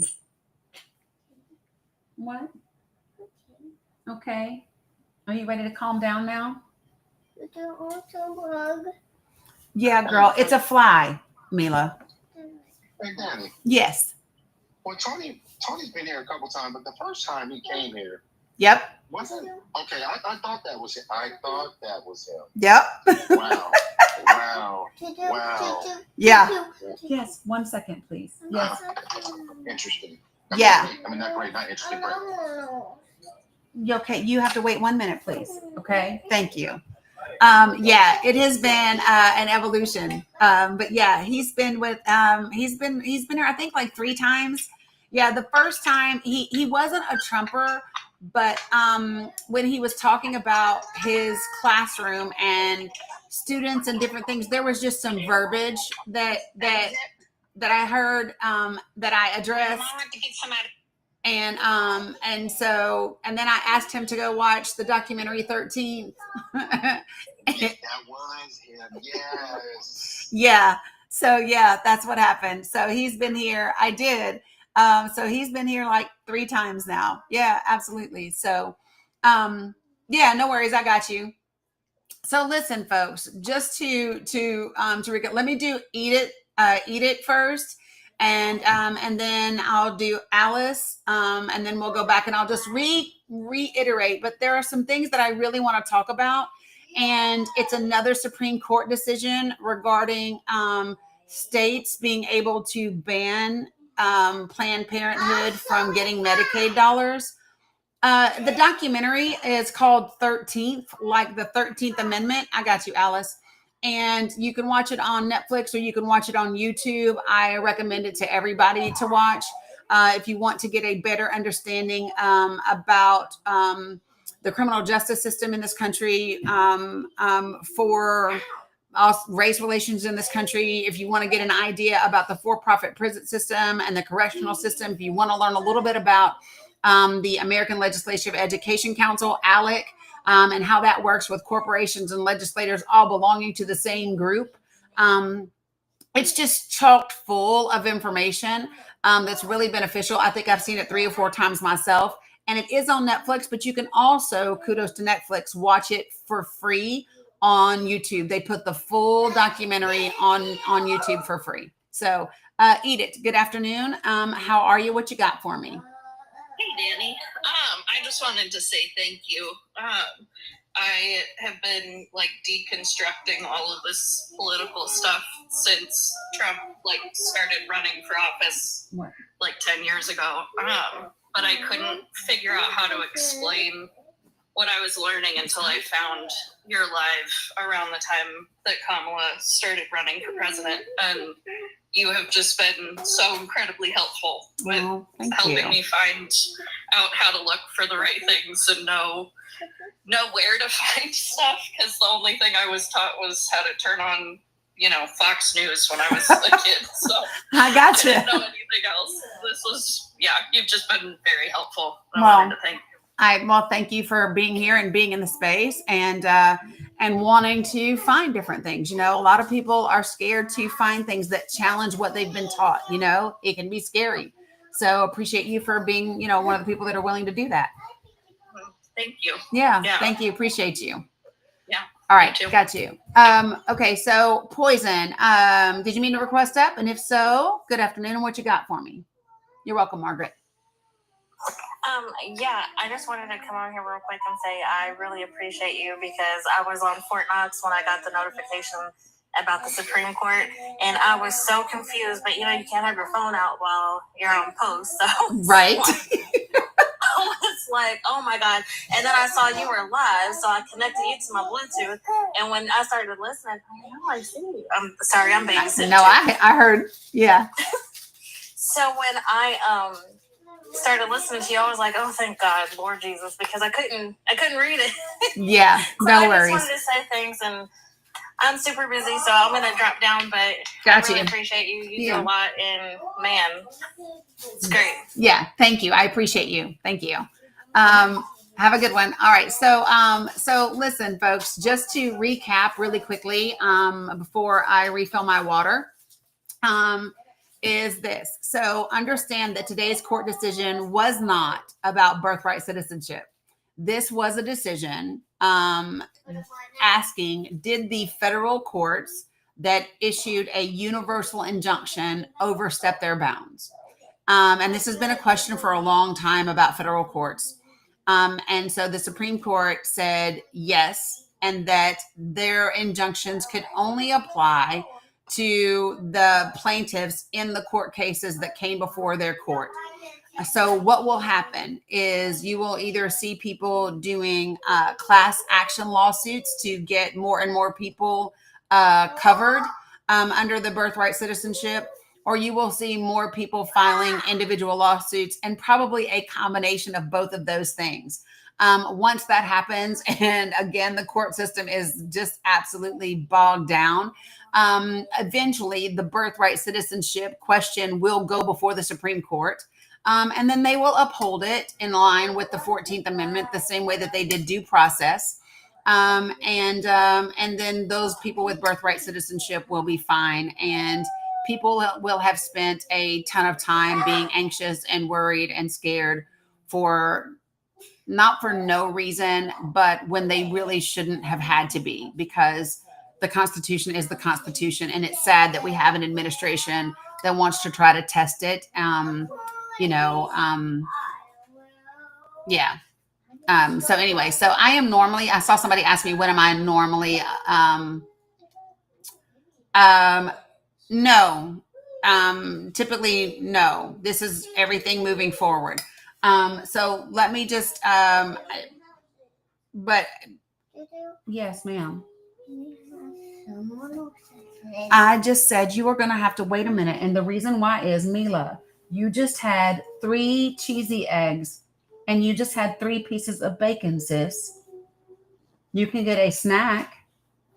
Do you want me to cut you some apple?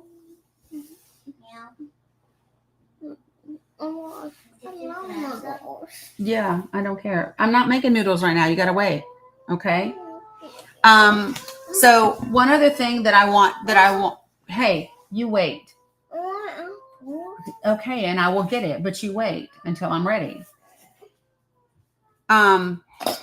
Sometimes you have to be a little firm.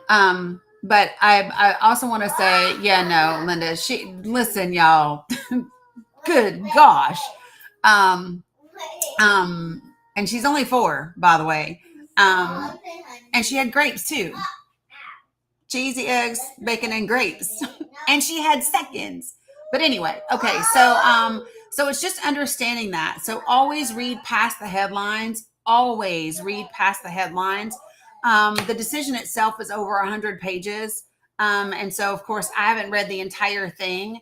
But, just so that everybody gets it, right?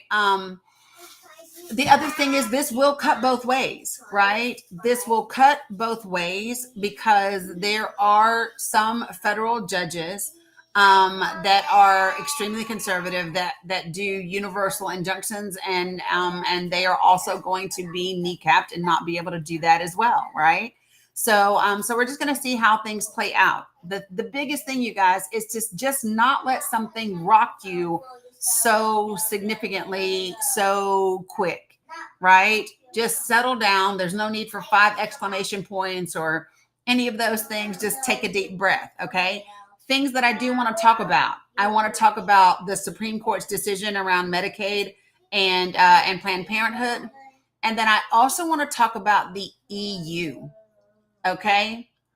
And the reason why I want to talk about the EU is I don't know if you all recognize that the EU has been very concerned about the United States of America since the election.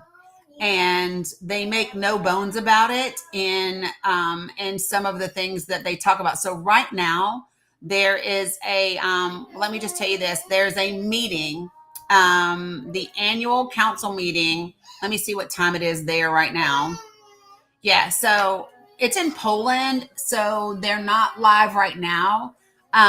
But they were live earlier today, and they were, and they'll be live again in just a little bit. But I'm going to tell you one of the things that is on their, like, it literally leads with this. It says European Council on Foreign Relations, the EU. And then this one came out November 11th. So not quite a week after the election. And it's an article where they literally start to talk about living in Trump's world and the threat that he poses to Europe's economic and military security. and they are having their European Council, their annual meeting right now. It started the 27th, which they're ahead of us. So it started the 27th and it's the 28th. Part of it is live. Well, it's all live, but like we've missed the live part right now. But just so people understand, like they're so concerned that they did a video on June the 24th, so 3 days ago, and it's literally entitled "Defense Without America." This is the European. I need to say that again. This is the European Council on Foreign. Oh my gosh, my brain just went blank because I'm reading on foreign relations. So I think that people aren't paying enough attention to what's happening elsewhere. And so when I get back from getting water, we're going to talk about this after I talk about Medicaid and Planned Parenthood and the Supreme Court. Okay, so DeBoss, or Jen, whomever is here. Yeah, can you give me a quick break and I'll be right back, folks. I can do that. Good morning, good afternoon, wherever you are. Welcome to the Dani Big Show. If you've been with us this morning, you've been educated and yet entertained. Cap Spring shared a live. This is Dani's likes up to over 300,000. I think she's well deserving of that. If you have not subscribed to Dani's, to be a member of Dani's network, or Danigan, as you like to say, please tap the subscribe button right underneath the comment section. Tap that. That will give you access. So once you subscribe, it'll give you access to additional content. We do a lot in Discord. Dani is a true student. So when Dani speaks about something, she's probably done the research at least 3 or 4 times before she even brings it up. With that being said, we do appreciate everyone being here. Again, for those that are asking, I will be getting back to you. I'm waiting for one more thing to drop, and then we will be having discussions about how we continue to support Dani above and beyond TikTok. As she is just, well, all of that. That's how I like to say it. Let me say this while waiting for Dani to come back. There's a discussion that I wanted to have with her, and I think a lot of us feel this way, which is leadership. The tenets of leadership and what that means and how we look at our presidents. And when we look at those tenets, it'll probably explain some of our trepidation about someone like a Donald Trump or people in his administration, because either they don't possess those skills at all, or they possess them and they use them for things that are like integrity. However, the first tenet of leadership is integrity. So that undermines their entire movement. But that is a topic that we definitely want to talk about as we move forward, because I think when we look at our leadership, and I think a lot of the discussions we have and the discontent or the disagreements comes down to context, expectation. For example, if Trump says A, B, and C, we know that his integrity and his morals don't align with actually doing that in the right dynamic that we would expect. And then people that want to sympathize or empathize or just holding it at face value to the their narrative. And I think sometimes it goes both ways, but for the majority, I think we find that when people are in charge or leadership, like Mr. Tony that was here, he's a teacher. There's a certain expectation we have of him. And because he's in that role, he doesn't get the benefit to not understand. And this goes for all educators. I just use Tony because he's up here. So, Mr. Tony, that wasn't directed directly towards you. I was just using him as an example. So, but I do think that we have an expectation. I think that, and we show it in every other walk, right? I mean, the cancel culture is a level that they deem the cancel culture, or when something comes out in the media about a congressman or a senator and they've done something and we want to remove them, it's because there's an expectation at a basic leadership. Have you had this conversation, Dani? What? Just the tenets of leadership, I don't think so. Not under that guise, no. Yeah, I've been reading more and more about it. We've gone through the 14 tenets of fascism and the 5 tenets of cult leadership.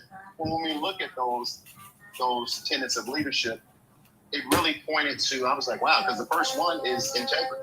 Yeah. Right? And there's an expectation that we don't talk about what we all have. Right. And we didn't think that we would have to talk about it at this level. Right? Yeah. Maybe we've been a little bit naive thinking that someone would never sit behind that resolute desk and say some of the things and be divisive in this way. No, I absolutely think that. I also think the reason the founding fathers never said you can't be a felon and be the president is because they never thought we'd ever elect one. Right. Yeah. Right. I mean, there's some things unspoken, right? Yeah. And so I think that that's an area where I know I would like to really dive into, because I think it points back that I think when we talk about that, there's more commonality. Yeah. And that's my thing, right? So when people say, when people make excuses for the things that Trump's corporations are doing right now and his sons are doing while he's in office and the money that they're making, and they want to make it seem okay because it's part of business. The reality is that if it was in any other circumstance, you wouldn't say that. How have we become a society that under the guise of business or corporations are making money, we have given permission for integrity and morals to simply go out the window? Oh, it's not a bad thing that they're tearing down this community center because they're putting up a business, because it's a business. And, and corporations are corporations, and, businesses got to do whatever. Like, when did we become these people? Right. And so that's a question that we have to ask ourselves as a society. Y'all, we didn't get here by happenstance. We got here as a direct result of us and the things that we have chosen to prioritize. What have we bought into in terms of our priorities and what's important? Like, that's the question. How much do you ignore or give a pass to because it's under the heading of making money and building a business? I'm just, just wondering. Here, Bella, come get some apple. 100%. So, I mean, it's I don't think that, and here's the thing. When we talk about the tenets of leadership, when we say integrity, integrity ain't the same thing to all people. We have to start defining, like, what does this look like to you? Because, and I joke when I say it, but here is the truth, right? When I talk about making sure that we all understand the language that we are using and that we all have the same definition of words, it's important. And the example that I use is Bill Clinton, because Bill Clinton said, I did not have sex with that woman. Now, his definition of sex is obviously different than the rest of us because a lot of people would say oral is that, you know what I mean? But you've got to make sure that that we all have the same understandings, right? Just saying. Mila, do you want some apple? Yes or no? Not yet. Right? Oh, Steven. Me and my whole family, with your bot ass. Y'all, there is nothing more. Never mind. Let me not say that right now. I'm not going to say it. Anyway. You didn't have to finish that. I literally. Anyway, he almost got me. Oh, I did. I blocked him. Nobody here, but I literally almost met his energy. What is this? Have heart me sent to your live from 4 gifters within 24 minutes. Okay, so if anybody hasn't sent a heart me, I need 4 people to send heart me's in 25 minutes, and then they will resume my goal. Whatever that. Right, just heart me's. 4 of them. They so weird. Thank y'all. Good Lord. TikTok. Dani, yesterday there was a conversation that we were having on another live with a gentleman who said he's been working. He said he's been working for on immigration. He says he does immigration law for the government. He's worked under multiple administrations. And he was trying to tell us how he was just trying to make these equivalents to false equivalents to how every other administration has done the same thing. So why are people so up in arms about what Trump's doing? And I couldn't get past the fact that he said he worked for all this administration, yet he didn't know that Biden tried to pass legislation a week after after he came in office, And I'm bringing this up to say this: there are people that are in these positions that don't know or don't understand at a level that they should if this is what they're supposed to be doing for all Americans. I just did. Right? Mm-hmm. Right? And, when you first came up, everyone was panicking about the Supreme Court ruling. Amy, stop. And I'll let you get back to work. Is understand this. There's some positive takeaways that you have to really deep look and take a deep dive in. And the Kilmar Abreu Garcia case, the deputy director, Ravini, you read it. We talked about it. I read it again. I read it 2 or 3 times. This man showed integrity. Yeah. This man showed that he wasn't going to go down that path, and he did. And now he's handling it in a legal way because he doesn't want to lose his license to practice law, right? There are others out there that feel the same way because they look at history too. Yeah. They look at what's happened to other attorneys. They look at what happens to other people. Because after this term, you see, the statute of limitations to hold them accountable won't expire before Trump gets out of office. Mm-hmm. Meaning, the pendulum swings the other way, and some of these people, although they may be feeling comfortable today, they will be held accountable for the decisions they stand in front of these judges and know that they've lied, that they've that they have manipulated information, and those things will come back. And so some of them are going to have to make hard decisions about where they stand and how they're going to move forward. That is factual. Yeah, because they're human too. Yep. And it's going to happen. I mean, and it's happening now. It happened with the federal prosecutor in Tennessee. It happened with this gentleman. By the way, again, I want to reiterate, this man was promoted by the Trump administration 2 to 3 weeks before they ended up suspending him and terminating him. He was not willing to do what they're asking of them.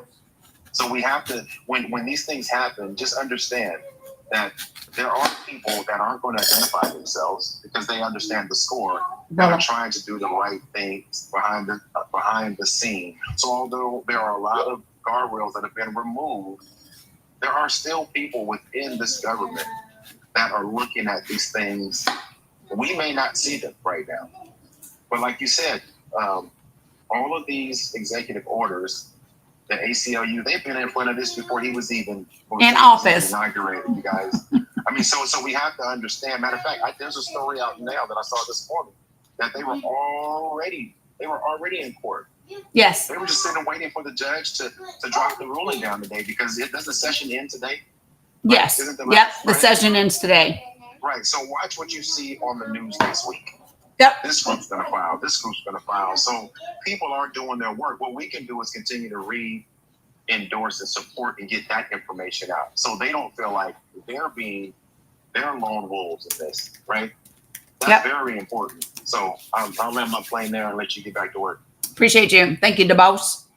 All right. So just to recap, folks, right? So everybody, we can level set and everybody can take a deep breath. What did not happen today?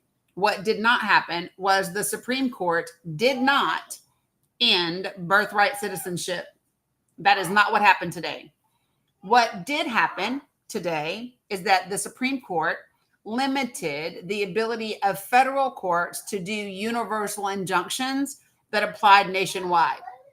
This has been something that has been a bone of contention for a really long time. No, they just punted it because this case wasn't about that. So they don't have to take a stand for it, Sammy J, because that wasn't the court. That's not what they were asked to decide. Nope, they didn't leave it in limbo either. They understand that that it's going to come before the court. This case wasn't about that. This case was specifically about, did those federal judges overstep their bounds? That's what this court was about. There will be another case that is specifically about whether or not this executive order violates the 14th Amendment, violates the Constitution. And then they will take that case up. Right? And so this is what people need to understand. Everybody has to not take this and make it mean something that they did not say. Do you hear me, y'all? Don't make this mean something that it doesn't mean. It is nowhere in the ruling where they have anything said with regard to birthright citizenship.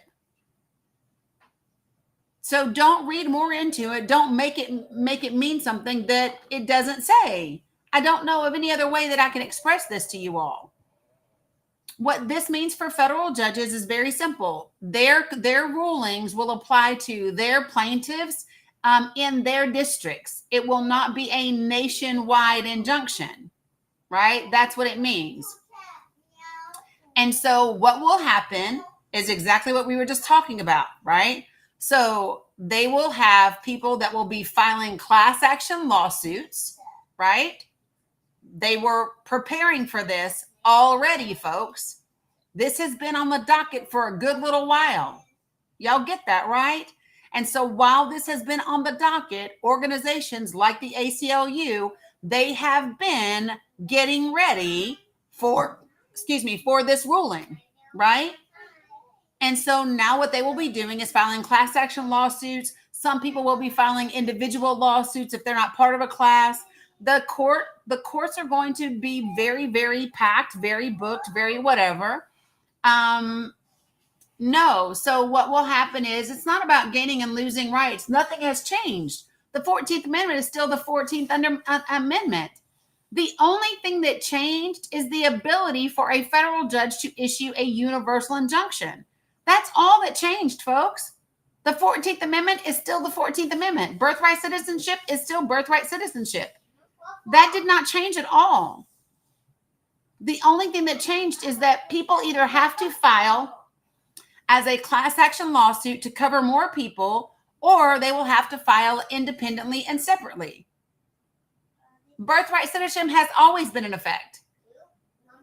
Lawsuits are necessary because if they are seeking to deport you, right, even though you were born here, right, if your parents were unauthorized immigrants and you were born here and they seek to deport you, that is why you will need a court case. And so what is smart is to start your court proceedings in advance and join a class action. Right, which is exactly why. So Noble G, we get that it's a burden. We also know that there are a lot of immigration organizations out there right now that are offering services pro bono. We know that. Well, they have to join the suit, Lisa, and they have a time period to do that.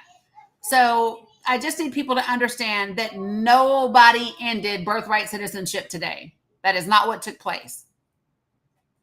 So does it put more burden on people? Absolutely it does.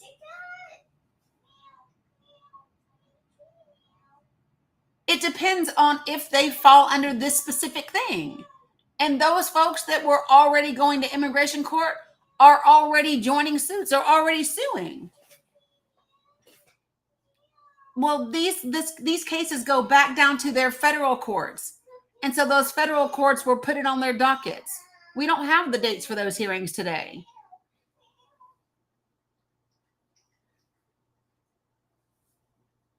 That's it. All right. So people have to kind of take a deep breath and settle down and not make this. Yeah, it's going to absolutely put more burden on the court system, 100%. Now they can also ask the court to change its rules, right? So there is let me see if I could tell you what it's called again. So the courts could set aside new agency rules under the Administrative Procedure Act. And so that might happen. Now the court like I said, left open the possibility of nationwide relief in lawsuits brought by state governments. So, for example, if the state of California brought a lawsuit, that federal court could absolutely do a universal. So it didn't negate that from a state. So if your state sues the government, it doesn't go far back. This was about those cases, y'all. This isn't a law. This was about the cases in front of the judge.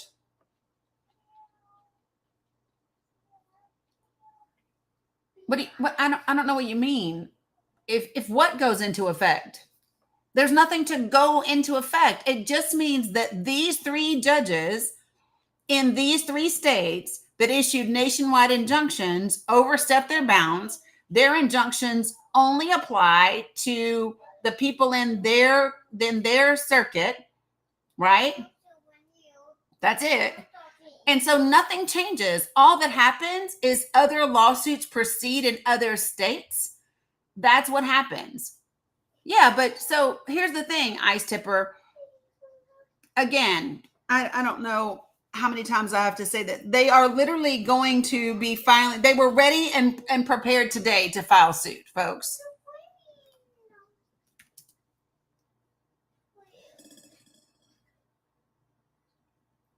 It doesn't say that it will go into effect in 30 days. It says it cannot take effect for at least another 30 days. That's what it says, Ice Tipper. And 30 days is more than enough time for people to file their suits, especially if the states do it. So if you figure that you've got potentially 22 Democratic states, and those states sue the government, the court left it open for there to be a universal injunction. Right? So they left that open.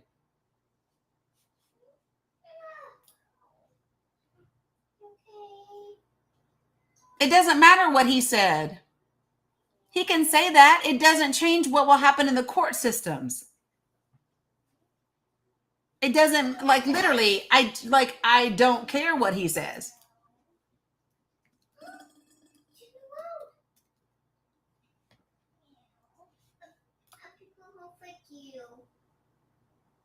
Right, Lisa, they'll use class action lawsuits and state suits against the government, and they'll get the same result. And then birthright citizenship will go before the Supreme Court, and guess what? It will be upheld.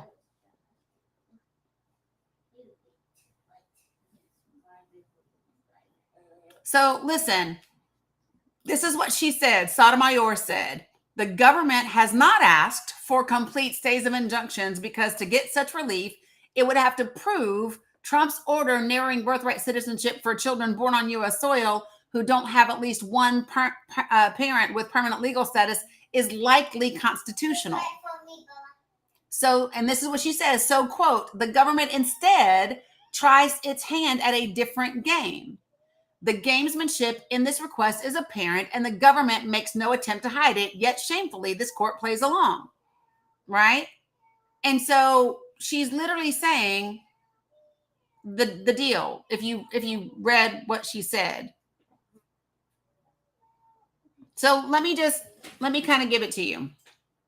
Quote, it is important to recognize that the executive's bid to vanquish so-called quote-unquote universal injunctions is at bottom a request for this court's permission to engage in unlawful behavior. When the government says, quote, do not allow the lower courts to enjoin executive action universally as a remedy for unconstitutional conduct, what it is actually saying is that the executive wants to continue doing something that a court has determined violates the Constitution. Please allow this. That is some solicitation, right?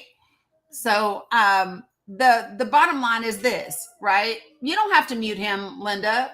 Listen, I understand her dissent, but it doesn't change exactly what it is.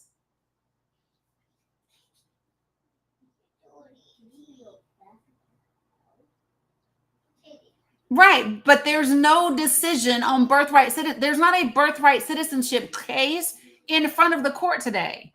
The only thing that was in front of the court today was that the Trump administration was saying, hey, these universal injunctions are keeping us from doing our jobs in other places where these plaintiffs aren't at.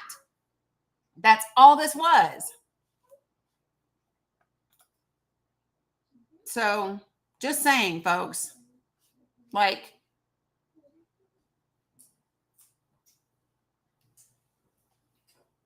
all right. So give me a second, folks.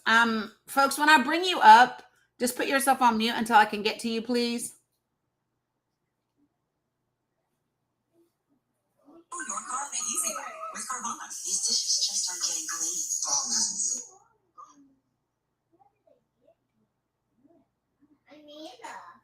All right. So I've got Marlene Fitzgerald Cox. Good afternoon. What you got for me?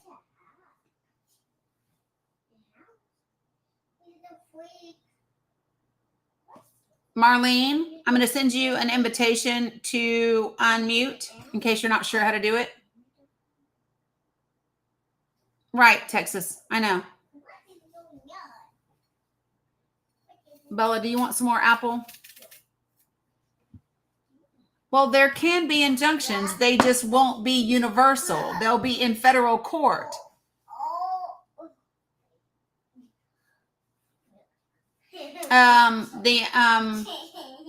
Anachronista. Hi. Hello. How are you today? I'm well. How are you? I'm not too bad, thank you. I requested that because you mentioned something in relation to the EU, and I had a question. Because of the messy chaos of Brexit, it's hard to know now whether things in Britain are included within that. So I know that our Prime Minister has tried to stronger ties with the EU because we should never have left in the first place. Because it's, it was the biggest, was it ballistic podiatry that Felice and Steve call it? It was the biggest case of that in history, only country known to vote to pass economic sanctions on ourselves. So when you were saying about the European Council, I don't know how much Britain is involved with that, and I was just curious. I don't think that they are. Let me see if they've actually listed their members right now. So give me one sec.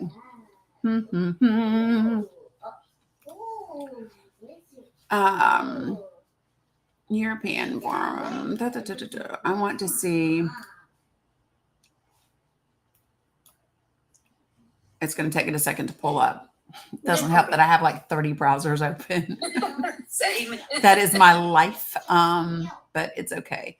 Yeah, because I'll tell you what caught my attention, right? Is so like I have always in the last year, I have really started to think about how our allies are navigating the world with what's going on with us, right? And I think that, they witnessed the very first Trump administration, and now they know what to expect. They saw January 6th, and again, they know what to expect. So it does not surprise me to see some of these countries having conversations about what life may or may not look like with or without us, right? Yeah. And I especially looked, so there's actually a video that came out just 3 days ago. And it's from the European Council on Foreign, oh my Lord, I just did it again. On foreign relations. And the title of this video is Defense Without America. Right. Yeah, I can tell you some of the things because obviously we get different media. Right. And we often, for this term, have been finding out some information before you guys hear about it because our news services cover it more. But I fear because we've had the opening of organisations like the Heritage Foundation in London, and we've got Charlie Kirk's Turning Point USA that have opened a branch in London, that it's kind of obfuscating a lot of the opinions of Britain's towards America, because last term there wasn't really much of a British MAGA movement. Right. This time there's more sentiment towards that. People are turning towards it. But I think in terms of our government and foreign affairs outlook post Brexit, we have fewer choices, and I think that we're going to go one of two ways. We're either going to see more of a pull towards Europe, which is certainly what the majority of citizens want, or we're going to see more running after the US saying, please don't forget us, drag us into your illegal wars. That's what I fear. Right. But I certainly know that there was very much a haste to get a trade deal signed quickly and early on. Yep. In part to avoid tariffs, because we as a country are as close to bankrupt as we could be in terms of governmental spending. Yep. Because of the wealth distribution we saw during COVID and post-Brexit. So the citizens are struggling, but we are also the 6th richest country in the world, apparently. So most of us would know that. But I think that there's very much the Conservatives here are more inclined to align themselves with Republicans in America, regardless of public sentiment. And I think, for example, they sold the management of our NHS data to Peter Thiel and Palantir. So they're very much aligned. Fortunately, they're not in government at the moment. We got rid of them last year. Yes. And in the, when America sneezes, Britain catches a cold is another common expression. And I think we are in our Biden era, where we get a Liberal Party that's one that enacts conservative policies, and it's leading to more dissatisfaction and dissent, which is what the right used to con people. So I'm very much concerned that we're going down that path, but everything is majorly confusing. Yeah. So here's what I will say is Biden actually did a lot of non-conservative policies. Yes. Yeah. So like I feel that if the Democratic Party, including the Biden administration, had spent more time providing information, detailed information, specific information, and the benefits of these things that they had actually done, we might not be where we are today. Yeah. Right? I really do think that, because I think most Americans, when people say to me that, when people say to me things like, I hate that Obamacare, it's just socialized health insurance. And then they say out of their same mouth, I love the Affordable Care Act, thank God for it. I'm going, you clearly don't know. These are the same things, right? Yeah. And so I think that this is part of the issue, is that a grossly large part of our population just is not well informed about what's happening. Yeah. It's by design. It is the same here. And I think we do our children a disservice if they are not taught civics and they aren't taught critical thinking and media literacy. Which is why they're going after university here, right? Exactly. Yes, because they don't want critical thinking. After the judges, the lawyers, and the educators. Yes. Because that's that. Yeah. Yeah. So here's what I will tell you about the ECFR. There were 50 founding members in 2007. There are currently 330 members across Europe. Their council, their foreign affairs, their foreign relations council started meeting on the 27th, which I know, because they're in Poland, so I know they're ahead of me. and then it'll be again tomorrow. And parts of it are live. So if you go to the ecfr.eu, you can watch it live, and you'll be able to see and hear a lot of what they're saying about it. So if you want a good feel for them and where Britain may or may not be, then that would be a good place to do that, because that's what I was going to do, but I missed it. Yep. ecfr.eu. And so, because I went today and I was like, damn, I've already missed day one. But I think you can rewatch day one. You can. It's 4.5 hours. I don't know that they're talking the entire time. Yeah, no, they're not. They're not talking the entire time. But they finally shut the live stream off. So there's like a break in between, and then they're live again towards the end. But yeah, so you can watch it, and that will give you a good idea. What concerned me, because I don't think that Americans are really thinking about this. And I would love your opinion, because you all do get different news. So here's me watching BBC and me checking Al Jazeera and me checking everything, because unfortunately, and this is crazy that I have to say this, but there are very few media outlets here that I would go, that's absolutely truth, right? And so, yeah, so for me, that's like PBS and NPR, which is why Trump wants to defund them, right? Yeah, so my concern is, so like they were talking about this deal with NATO and this increase of 5% of the GDP. Here's the thing with that, right? So this is just my opinion. I think that one of the reasons they were so agreeable to it, right, is number one, they have to reach that 5% over the next 10 years, right? So it's not like it's 5% next week. Number two, in the agreement, it says they're going to reevaluate in 2029, which is when Trump will be out of office, right? If not before then. But number three, I also think that the European countries are using that as a way to wean themselves off of their dependency upon America when it comes to those things. And so one of the things that they were saying in the EU, they were concerned about this 5% like hurting them from a that it was just too much too fast. But so one of the things that they are talking about doing is including their defense spending that goes to Ukraine as part of their 5%, right? Because this is not 5% that's going to NATO. It's 5% that you're dedicating. Yes. You know what I mean? And so I think that's, I think the situation with Ukraine is complex. Yes.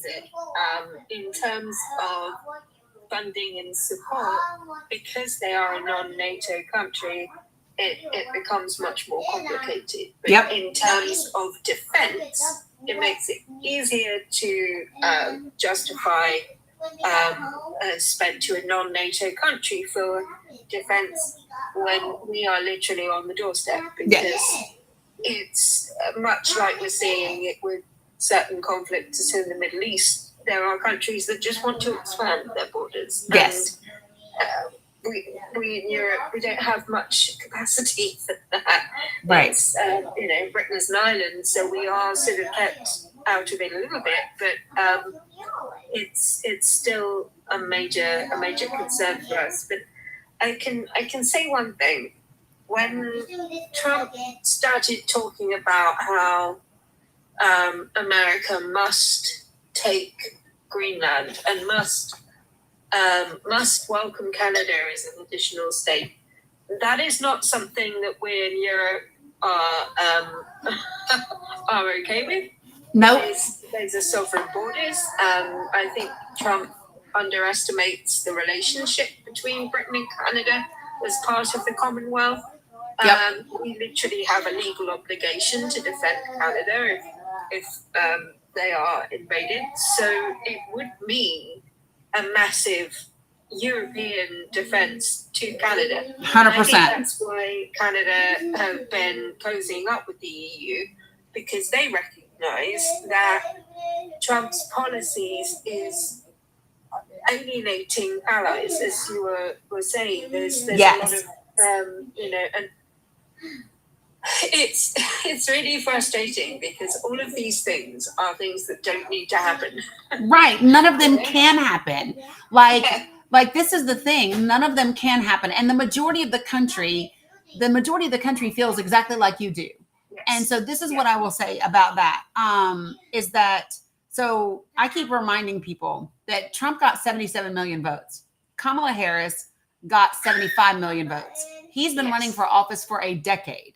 She was running for office for 107 days, right? Yes. And 80 million Americans didn't even bother to vote.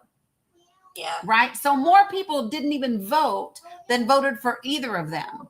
So this is not the case of he has the majority of the country on his side. He does not. And so what he does have is a bunch of corporations and rich people on his side.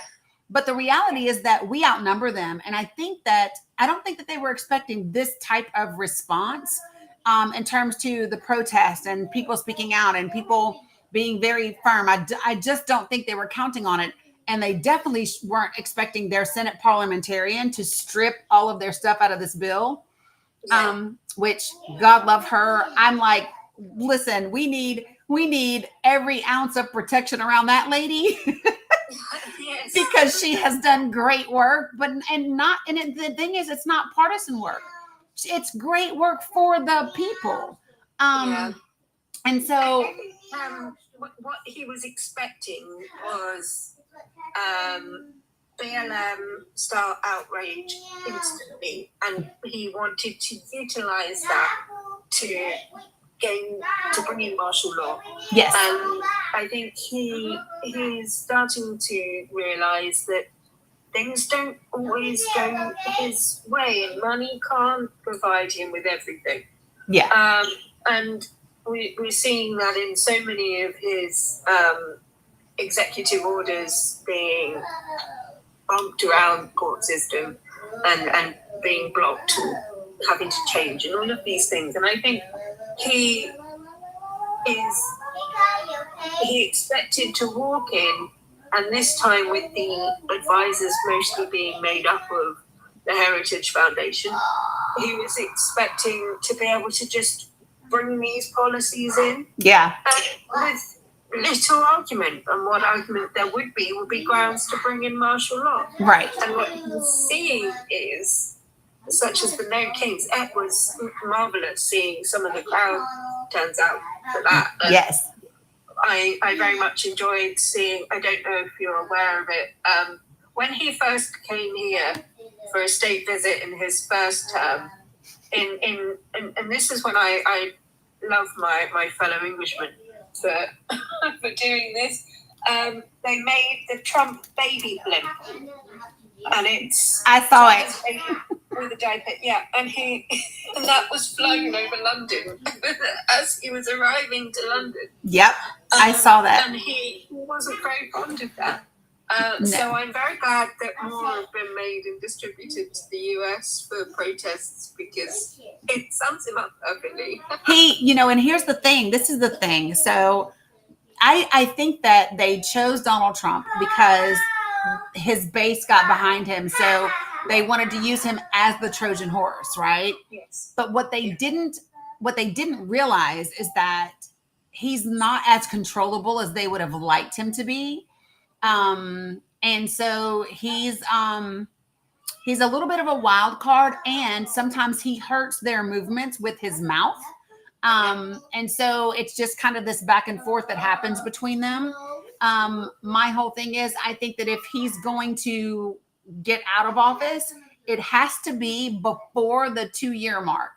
And the reason why is if he is not out of office by the 2-year mark, JD Vance can then assume the presidential role for the remainder of the 2 years of this term, and then still run for 2 more years.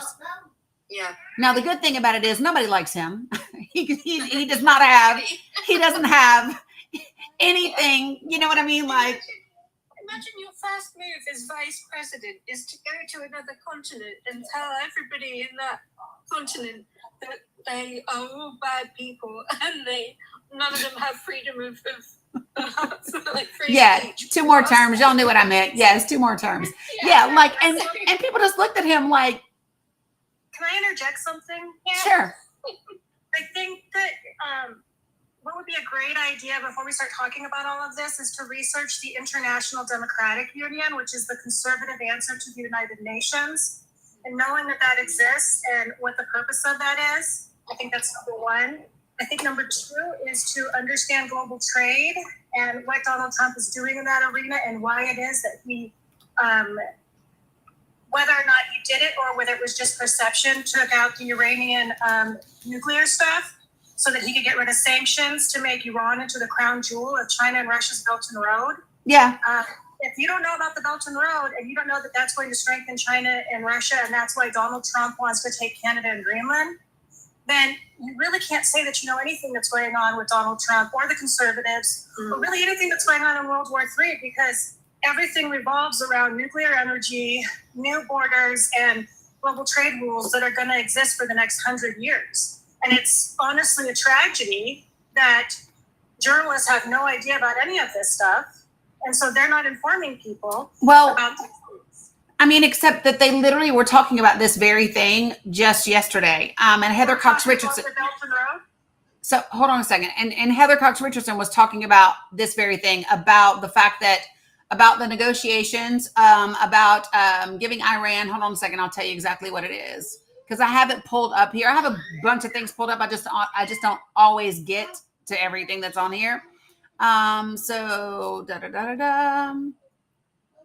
I think, whilst you're searching that up, there's an old saying that you can't have one man with 2 governors, and that's, I think, very much who Trump is. He is beholden to favors and donations from corporations and individuals. No. Oh my God, this is embarrassing. No. So what is going on? Have you ever seen like Big Brother, Survivor, those kind of shows? And what happens is you have people work together until they get down to 4 people. What Donald Trump and what all these corporations want is they want no rules globalism. They want no regulations. What the TPP was going to do, and why Donald Trump ripped that up the very first day in his first term, was because the TPP was going to give a global minimum wage. It was going to give a global environmental rules. And people think that the Belt and Road was just in, the Asian countries, but in reality, the European Union was making their own Belt and Road.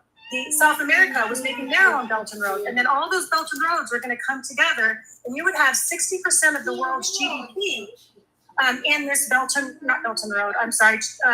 initiative. It would have been 60% of the TPP would have taken 60% of the world's GDP. And that's why China and Russia started the Belt and Road in the first place. And the Belt and Road states that whatever countries want to do, they can do. So if they want to have slavery, they can have slavery. If they want to have bribery, they can have bribery.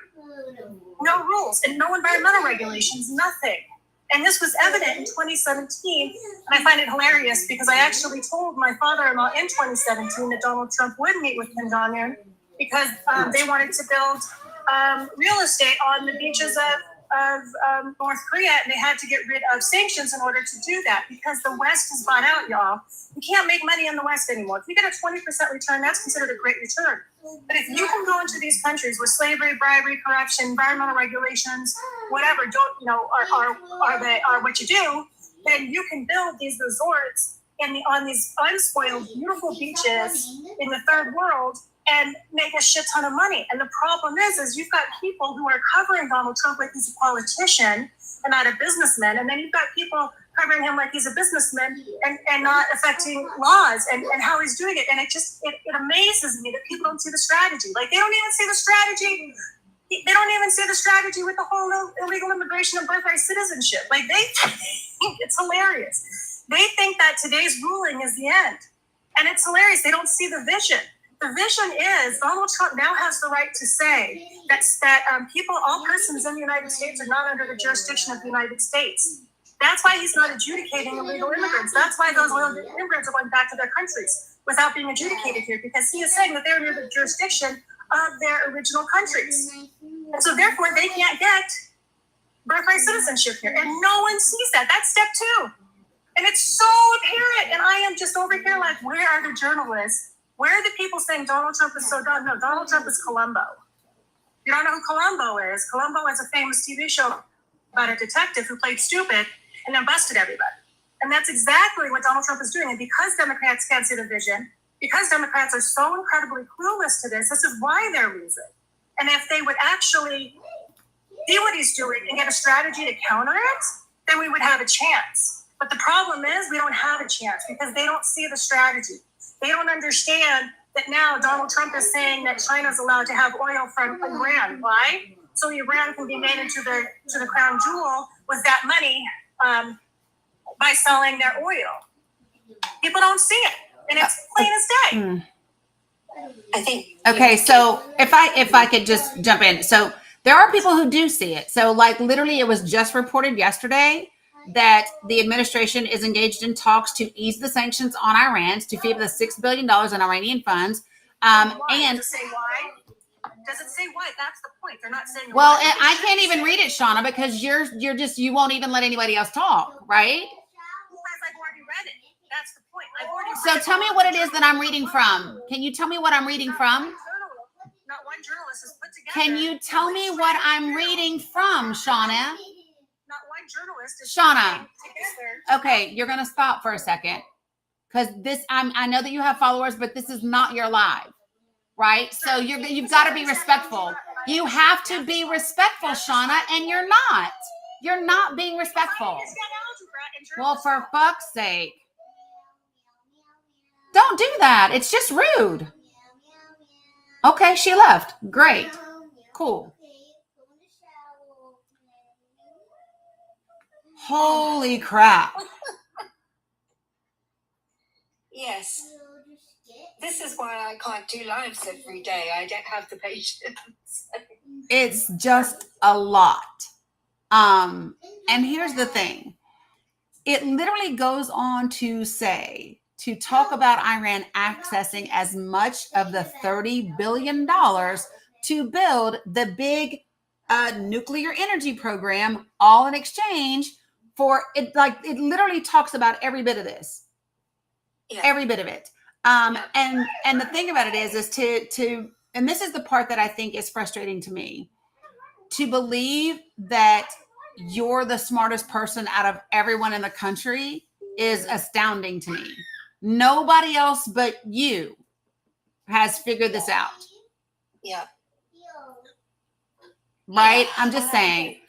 I'm in terms of global media, there are journalists talking about this, but just perhaps you've not seen them, and perhaps they are right. all American.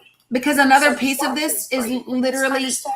Sorry, please go ahead. No, I mean, because here's the thing. If you just heard me talking to you about the Council on Foreign Relations, right? Yes. There's a whole thing that they wrote up that was updated in 2023. Guess what it's called? China's Massive Belt and Road Initiative. Yeah. It's literally in front of my face, yeah. Right? And there's a whole damn map that talks about it and what it is and who's involved in all the things, right? Yeah, so it's often nicknamed the New Silk Road, I think. Yes, that's exactly right. It is called the New Silk Road now. And they literally talk about the plans for it. So here, let me just tell you, it's China's colossal infrastructure investments may usher in a new era of trade and growth for economics in Asia and beyond. But skeptics worry that China is laying a debt trap for borrowing governments. So the summary is 3 points. The Belt and Road Initiative is a massive China-led infrastructure project that aims to stretch around the globe, which I believe Shauna just said. Some analysts see the project as a disturbing expansion of Chinese power, and the United States has struggled to offer a competing vision. That's point 2. Point 3, the initiative has stoked opposition in some Belt and Road countries that have experienced debt crises. And so it gives you a whole introduction to it. And then it says, what was the original Silk Road, right? Yeah. And then it goes all the way down this thing. The next one's, what are China's plans for its new Silk Road, which they started talking about in 2013. Like, when she says nobody is talking about it, there are people talking about it. Yes. And here's the other thing that I wish people knew, right? So listen, Do you all see how people react to just a single Supreme Court decision where they don't where they read a headline but they don't read the article, right? Yeah. And you see people just running around like they're crazy. There are some things that happen in this country that that journalists don't talk about publicly. Because if I'm just being real honest, in the United States of America, 54% of this country doesn't read anything but a 6th grade level. Yeah. So do you really tell all of those people everything? No, you don't. There's a reason why we have security clearances, and there's a reason why some things are need to know, and there's a reason why. Like, but okay, Shauna. Oh, Dani. I mean, I'm just saying, like, it just like. People just need to understand you can't, you have to just give people like, Jesus, as Warrior Squirrel said, LOL, yes, that's why the other side calls some of us woke. Just saying. And so this is my thing. I tell people that the best that you can do is to be well informed and understand what is outside your circle of influence. So ask me what I can do about the damn Bolton Road initiative. Yeah, exactly. Educate people and get them to vote his ass out. Yeah. Because other than that, like, what else can I do, right? Yeah. I'm not the president. And so, like, I think that people just need to, come on, y'all. And I get that the whole like dark enlightenment thing is stressful and nerve-wracking. We saw like the dark MAGA movement with Elon Musk and his silly black hat. I understand that there is a percentage of America that thinks that way and wants the world to be reshaped in their image. That doesn't mean that's... It's not going to happen. The rest of the world has no desire to be a white Christian nationalist country. No. They don't. And that's what I don't think that people really understand. I said this to someone the other day. People have outgrown that part of history. And the majority of our country doesn't either, right? We have just been, unfortunately, I think that many people put democracy, I said this all the time, they put democracy in a crock pot and thought everything was just going to turn out fine. And it didn't. It got burnt to hell and it stuck on sides and all the things. And we've got to be about the business now of slow cooking democracy and being ready to clean it all up and all of that. Maddie, love, let me explain it to you. We are what is called a democratic constitutional republic. That's what it's called. Okay. Do you know what part of it is democracy? And by the way, I would love for you to tell me the difference between democracy, a democratic, and a republic. Tell me what that is. Tell me, Maddie, tell me the difference between democratic and republic. I bet you your ass can't. Good God. I can't with people. But the thing that got me with Shauna, right, was this is embarrassing. Yeah. Like, that's very condescending and very whatever. So you guys, when you say representative, how the hell do we choose the representatives? Through a democratic process called casting a ballot. I can't with y'all. You can pretend whatever you want. So anyway, yeah, I mean, I appreciate you. And I appreciate you too. And may I make one suggestion? Absolutely. If you want a news agency that is the least biased I've come across, there's obviously some bias in everything. Yeah. There's an independent journalist group called Byline Times. Okay. BYLINE, Byline Times. Yep. And they are one of the most trusted sources in Britain, which is why they're very small. I got it. Because they are constantly fighting against social media, shadow banning and trying to not get everything out there. But they have been really fascinating because they talk about global news. They have been a very good source of my information about this administration, along with the other creators that I watch. Yeah. So yeah, it's Byline Times, Lady T. I'm on their website already. Take a look into them, and it's yeah, I will take a look and see. I mean, I think this is the thing. I think that just the same way that you're on here and we're on here, there are a lot of people, BY, Marnie, there are a lot of people that are saying, no, we're not down for this. And the bottom line is, y'all, without us, I don't care how much money they have. There's nobody to run their companies. There's no one to work for them. There's no one to whatever. Like, we're not going back to what they want. No matter what they think. It's just not going to happen. So, yeah. But I appreciate you. You are definitely welcome back at any point in time. Yeah, 100%. All right, you too. All right, bye-bye. Bye. Maddie, with y'all, I think Maddie is like not even real. Maddie has 1 follower and is following 11 people. Somebody go see who the 11 people are. I want to know like what category I've reached. Like, who are the other 10 people that Maddie? Yes, you can, Maddie. You just don't have to turn your camera on. Somebody tell me who all is Maddie following, so I can find out like what group have I made it into? Like, get the fuck out of here, bro. I'm just saying. Okay, so folks, this is the deal, right? A wicked feminist liberal laugh. Thank you, Maddie. What a great compliment. When did people start thinking that liberal is an insult? Do you know what liberal means? Because I just to give it to you so that everybody knows, a liberal is as an adjective means willing to respect or accept behavior or opinions different from one's own, open to new ideas. As a noun, it means a supporter of policies that are socially progressive and promote social welfare.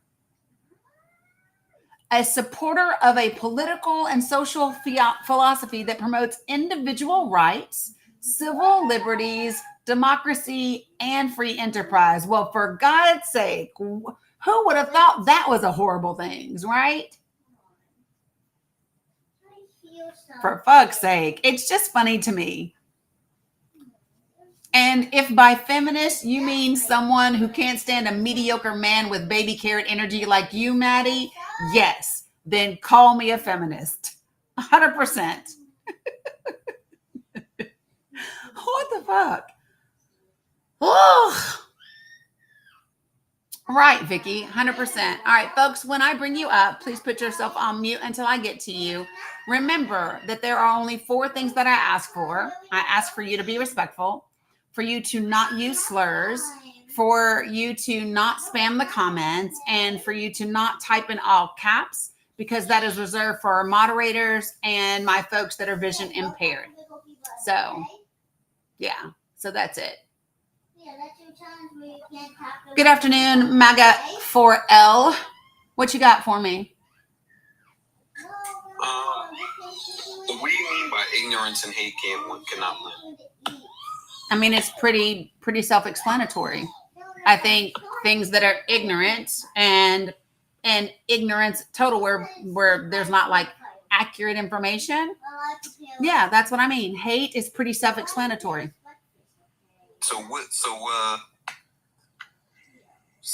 you a Kamala supporter or a Trump supporter? We're not having an election right now. So what's the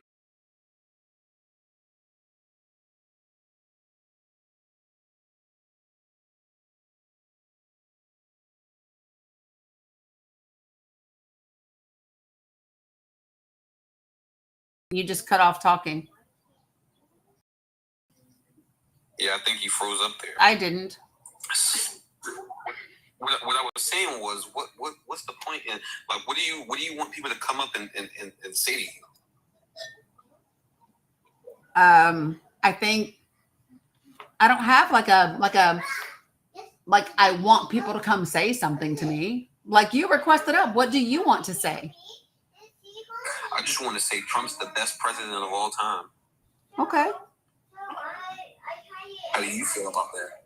I think you're entitled to have your opinion. So, who do you think is ignorant and hateful? I mean, there's a lot of people that are ignorant and hateful. Like I think it's pretty self-explanatory. Who do you know that's ignorant and hateful? I'm assuming you're referring to people of MAGA, huh? Well, why would you assume that, MAGA? I'm just asking because I don't. Well, no, you didn't ask. Here's what you said. You said I assume. Right? So why are people? Why is your whole comment section coming at my followers? Like, what the fuck? But what I wanted to ask is, I'm being that serious. Like, I go to these lives to debate people, and I don't know if what type of live this is. Is this a debate live, or what are you asking? Like, what do you? I don't know what are you wanting to debate?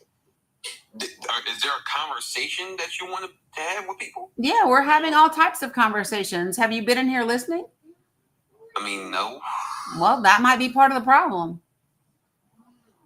Well, yeah, we've had lots of conversation. We've had lots of conversation around Supreme Court decisions, what they do and don't mean, how federal courts work. We've had conversations around the EU and the EU's Council on Foreign Affairs and their summit that they were having today and yesterday. We've been having a lot of conversations. I just want to say free Diddy, fuck Cassie, and get that ugly ass mop off your head, bitch. I just want to say, let me know when you're old enough to have an erection and do something with it. You know. Yeah, he crashed really hard. Mm-hmm. So funny. I'm just saying. I don't know why people think that that's going to make me mad. Like, okay, you got me. Like, how sad. I mean, bro sounds like he's still like 11 years old and spending 35 minutes in the shower. Yeah. So anyway,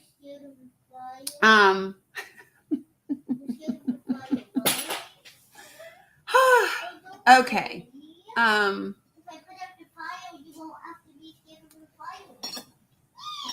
What's up, Scotty boy?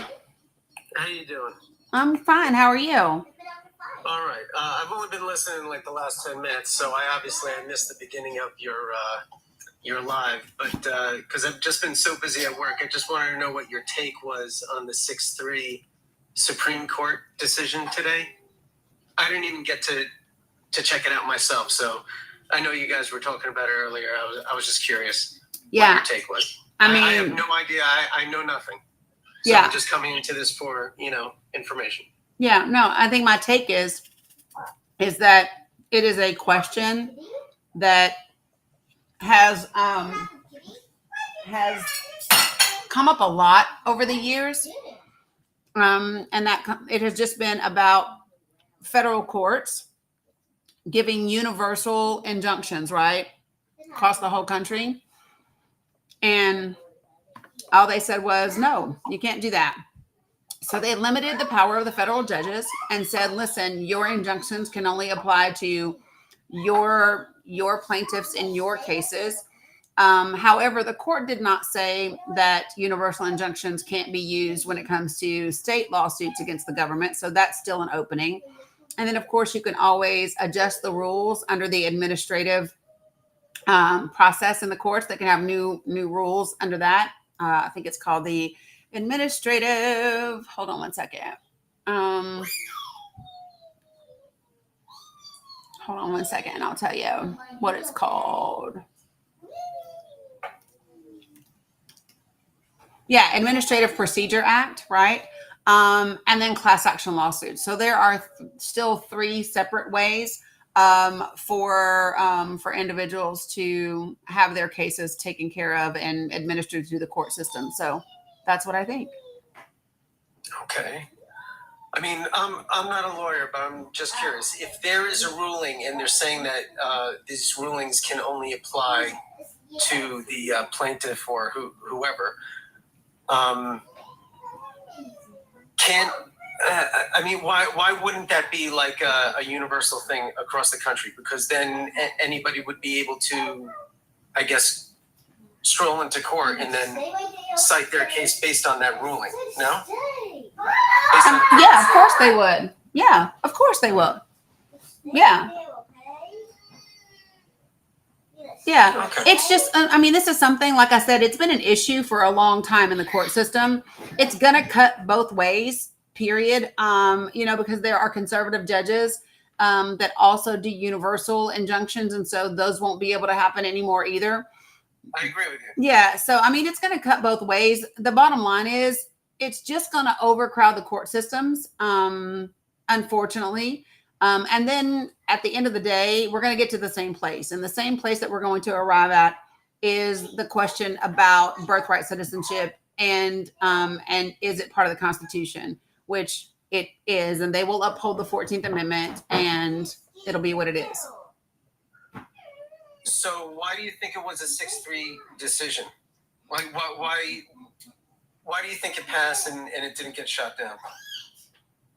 I mean, well, because I think the court is just more conservative at this point. It's going to be what it is. It went pretty much along party lines. Although I know Gorsuch, he joined with the liberals on the other case. So, I mean, I'm not on the Supreme Court, so I can't speak for them as to why it happened. I know some people are surprised that some of the other, even the liberal judges didn't agree. But I think it's just because, right now things are very, very partisan, and sometimes that's just how decisions are done. I don't think it matters right now. So, Okay. I was just curious. I'm getting the information now for the first time, so you're the first one explaining it to me.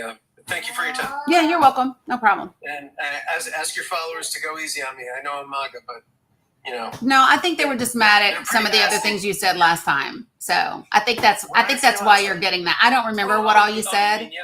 Yeah. So I think the reason you're getting. I couldn't get a word in edgewise, but. Yeah, no, I think the reason you're getting the reaction that you're getting right now is because of the things that you said when you came up here yesterday. So, I thought it was respectful. Was it not respectful? No, I think that some of the things that you said were a bit bigoted, and that's what they're responding to. Bigoted? Yeah. What did I say that was bigoted? Well, so I think people were referring to things that were maybe ableist. Maybe there was just a lot of different things. It doesn't really matter today, but I just wanted you to understand that that's why you're getting the reaction that you're getting today is because of how you behaved yesterday. So, I'm just shocked that that's what the reason was, or that's what you're saying, because I'm not a bigot, and I don't. Well, so do you know what I mean when I say bigot? What? Do you know what I mean when I say bigot? What do you mean? Okay, so like a bigot is someone that doesn't care for a particular group of people without actually getting to know that group of people or that individual. And so you have it's kind of it's more of an aggressive kind of disregard or dislike for someone. That's a little more mean-spirited. I don't believe that that's what I was expressing. I think that certain people can interpret things like that because it might be convenient for them to justify, their opposition to what I'm saying. Yeah, I mean, you're entitled to view how you do. Yeah, I mean, you're entitled to view it however you want to. I'm just sharing with you the way that people express their experience of you, right? So when a large group of people says that this is the experience that they had of you, it might be worth considering. You know what I mean? You know, and I'm just going to let it go unless you wanted to revisit it, but I don't think No, that's I the don't want topic to. for I today. have no Exactly. desire. Exactly. I'm just going to let it go. But Okay, great. If anybody thought that, I would just say here in this live right now that that's definitely not where I was coming from. That's not who I am. And here's the only thing that I would say about that is that if you believe that that's not who you are, and there are a significant number of people that are saying that that's how you come across, you might just want to consider evaluating or reevaluating how you come across and how you say things, because that's definitely the impression that you left. But there would have to be some sort of, something that you could cite. Well, so here's what I would say. Well, no, I'll tell you why I wouldn't cite it is because I don't hold on. When I get off this TikTok, I don't remember not you the people. So, but this is the thing. So, writing in the comments. Right. So here's what I'm saying. If you really want to go watch, right, you can go to my YouTube. It's the same as here. It's at the Dani Cook. You can go to YouTube. You can watch yesterday's live, and you can actually see what you said and how you came across, and maybe then that will shed some light on it. All right, I'm going to let you go. I know you got a lot of people probably in the lobby, but Okay. I'll stick around and I'll read in the comments if anybody can cite what I said that they thought was bigger. I'm just very curious what it was. But thank you for everything. And, you're welcome. Talk to you another time. All right. Bye-bye. Okay. So, all right, folks. When I bring you up, please put yourself on mute. And then after I take these three folks, I need to talk about the Supreme Court decision around Medicaid and Planned Parenthood. So just put yourself on mute until I get to you, please. And if I bring you up and you did not mean to request up, then let me know and I will take you back down. Okay. So give me 1 second. Yeah, I know, Candy Kiss. I know. So, give me 1 second. Good afternoon, Ryan. What you got for me? Okay, quick question. Okay, protest that happened over the week, couple of weekends ago. I see that everybody was in the disagreement of Trump policies and stuff like that. Quick question. When Georgia went out to Marjorie Green. They're saying that you sound a little muffled. I don't know if your mouth isn't near your microphone. I'm sorry. Hold on for 1 second. Okay. Marjorie Green, when she was coming up for a re-election, they was trying to get her off for the insurrection. So she went through all that. And then I think it was Montana that they were trying to do the same thing with Trump, like keeping them off the ballot. You're very muffled. Can you just drop me back and let me get in the car? Yeah. Yeah, just don't. You just can't be driving, okay? Okay. All right. B, good afternoon. How are you?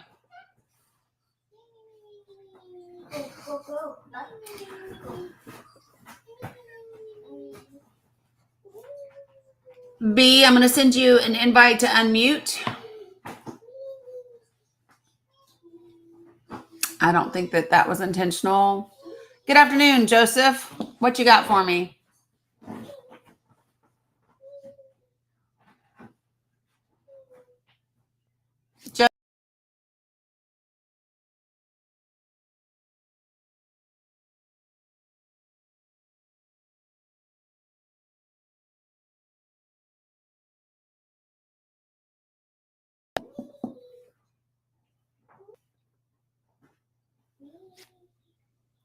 Linda, you don't have to block Scotty Boy. Joseph. I did. I don't know. Okay. Joseph, if you want to request back up, you can do that. I don't know.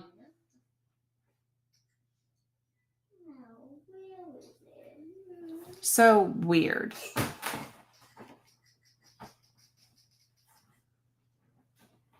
Guys, I don't know. I have no answers for you as to what's happening right now. If you were up here and you couldn't unmute, you can feel free to request back up.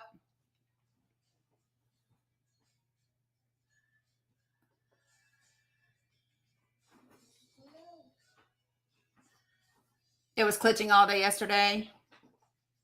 Yeah, I don't know.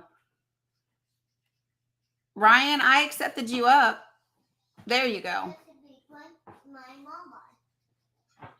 Hey, Ryan. Hey, how you doing? I'm good. Okay, quick question. Spike to what's going on. What everybody see, everything. I want to say 2 years ago, Marjorie Taylor Greene went back up for re-election in Georgia, I want to say. Mm-hmm. She went through a couple of court procedures because Georgia was trying to charge her for insurrection act. Marjorie Taylor Greene was never charged for insurrection. Yeah, they were trying to, but they kicked it out. No, she has never been charged at all in any court case. Yeah, I know she wasn't charged. It was this alleged that they were trying to charge her with something to keep off the ballot. That's what it is. And they were trying to do Trump the same way. Could you do state by state cases for Insurrection Act? So the Insurrection Act is a federal crime, and you have to do it where it was committed at, right? Oh, okay. Yeah. So she wasn't. Nobody ever brought any charges against her. Nobody ever said anything. The things that Trump was charged with, he wasn't charged with Insurrection Act either. But the things that he was charged with did apply. And if the election had gone differently, we would probably be seeing a completely different world.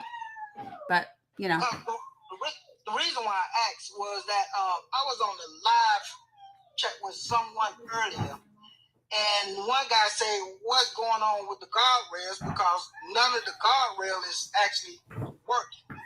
It's like everything is being tied up in court, and the senators is not doing their job, and the people that elect them, and I understand you got to go through another process to get them all out, and so on and so on. But then can the Senate, I'm just asking questions.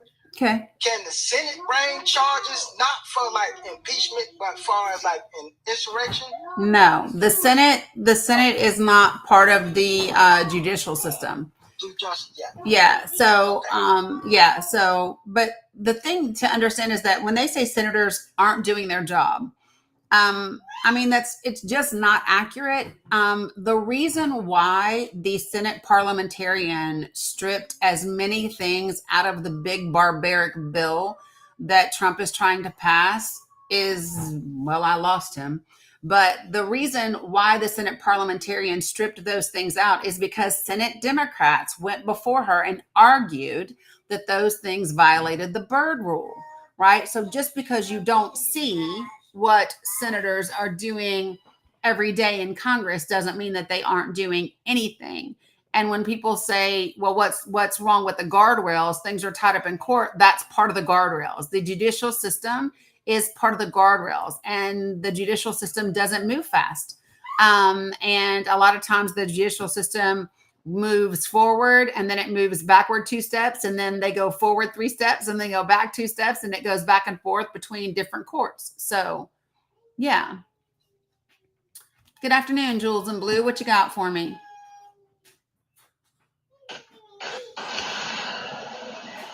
Hello, Jules. What you got for me? Hi. It looks like there's a little bit of a lag. Hopefully you can hear me okay. Yep, I can hear you. You're welcome, Ryan. Awesome. I just wanted to come on and say thank you for all you're doing. And I was listening to you the other day, and you mentioned a book that you over reading called The Four Agreements. Mm-hmm. And about 8 years, well, no, not about 8 years ago, about 5 years ago, I was in rehab, and one of the counselors there had us read that. Oh, you're breaking up really badly now. Jules, you're breaking up really badly. We can't hear you. Yeah, you're probably going to have to come back up. You're breaking up like every other word. Yeah, it's every other word. All right. Crystal, good afternoon. What you got for me? I don't know if you meant to request up or not. I don't know, Phantom. She's not up here anymore. I don't know. I don't know. Oh, wow. Thomas is back too. Wow. I haven't seen this one in a long time. Hey, Thomas. Vike, I'll explain. So the Bird Act, it is a weird day. But the Bird Act, oh, thanks, Jules. Yeah, I read it back in 2012 and it was incredible. But so let me just tell you all what the Bird Rule is. So because the Senate is trying to use budget reconciliation, that is a specific process that lowers the threshold from 60 votes down to 52 votes to pass these measures. And so because it is specifically a reconciliation bill, you cannot include things inside that bill that are not directly related to the budget, right? If they are ancillary or extraneous, then they don't get included in the bill. And so what happens is the Democratic senators then take each of those issues before the Senate parliamentarian who is nonpartisan, who's been doing these things since she's been in this role since 2012. Then she hears their arguments and she strikes things from the bill and says, hey, this can't be included because it violates the Bird Rule. And that's what's happened. And that's why many, many things have been excluded from the bill. What's up, Sammy J? So I guess my thing about with this whole federal injunction thing, I just have one comment I want to say. You know how we always say, I just think it's funny how, during the Biden administration, there was a federal injunction that stopped student loan forgiveness. And the same people who cheered that are like, see, this is how it should have been all along. It was cool whenever he was trying to offer student loan forgiveness to people who needed it. Oh, but now we're happy about us stopping these federal injunctions today. Yeah, I mean, like I said, this is something, appreciate you, Brandy, that has been talked about for a long, long time. And Sammy J, it's going to come back to bite them in the butt on some of their injunctions. So it's just going to be something that plays out. Yeah, that's all my comments. I know, love. I know. Funny Funny how. how, 100%. Here we are. I'm tired. I know. Yeah. Refill your cup, sis. You need to refill your cup. Let's do it. Yeah. All right. Appreciate you. All right. So really quickly, what I want to do, you need me to open that? There you go. So one of the things that, here, love. Yeah, I did do a video around the Bird Rule. But one of the things that I want to do really quickly is talk about this Medicaid and Planned Parenthood thing, because it's really important. Okay. And I know that people are pissed just because they hear the name Planned Parenthood. And the thing that pisses me off is that people have no idea what Planned Parenthood does. So what the Supreme Court ruled is that states can now pass legislation to keep Medicaid funds from going to Planned Parenthood. Okay. So just to give you an idea, I am looking at their 2023, 2024 report because they do an annual report. So they saw 2.08 million patients. They provided 4 million services to people. They provided 364,600 Pap tests and breast exams. So now we're talking about cancer prevention and things like that, right? They provided 2.2 million birth control services, over 5.1 million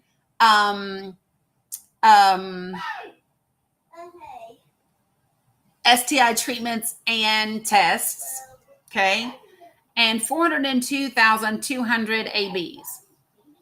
So I just want you all to listen to that part. I need for you all to understand that Planned Parenthood fills in the gaps a lot for people needing services. If a state passes legislation that prevents Planned Parenthood from receiving their Medicaid dollars, it will have a severe impact on the health and well-being of women.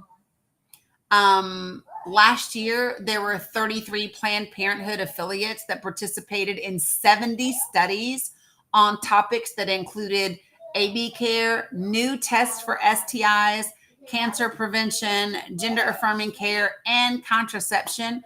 There were 44 articles published in peer-reviewed journals. Peer-reviewed is kind of top of the line, right? There was 1.31 million people that participated in education programming, outreach, and training through Planned Parenthood. There was 903,000 education video views. There was over 141,000 conversations on chat/text. There was over 409,000 sessions on Rue, the chatbot. And they were, no, Wire, that's not what they ruled. Can I ask you a question? Like, are you being intentionally ignorant, or do you honestly not understand the ruling? I'm just confused. I'm asking sincerely. Right.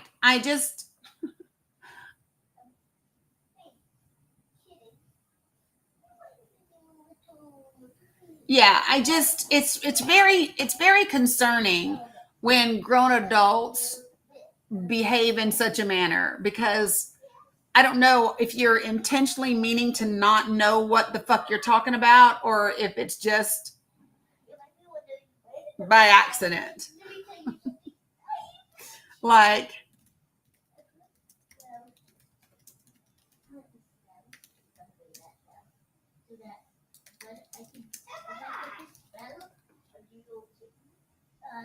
right. Just saying. Good afternoon, Papa J. What you got for me?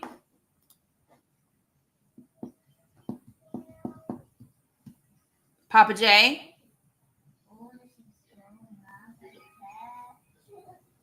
Good afternoon, Papa J.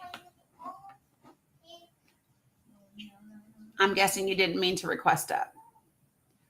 So just so that people understand, AB is only 3% of all of the services that Planned Parenthood provides, right?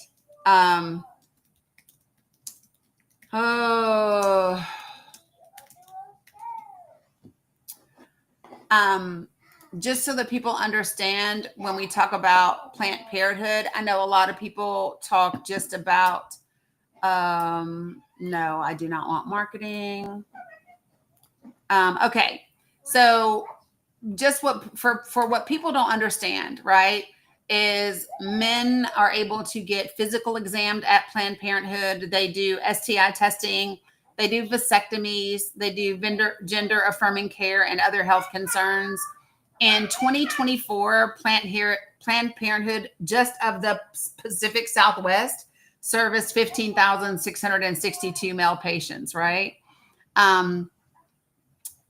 it would be really great if people knew what they do, and just saying. Let me see.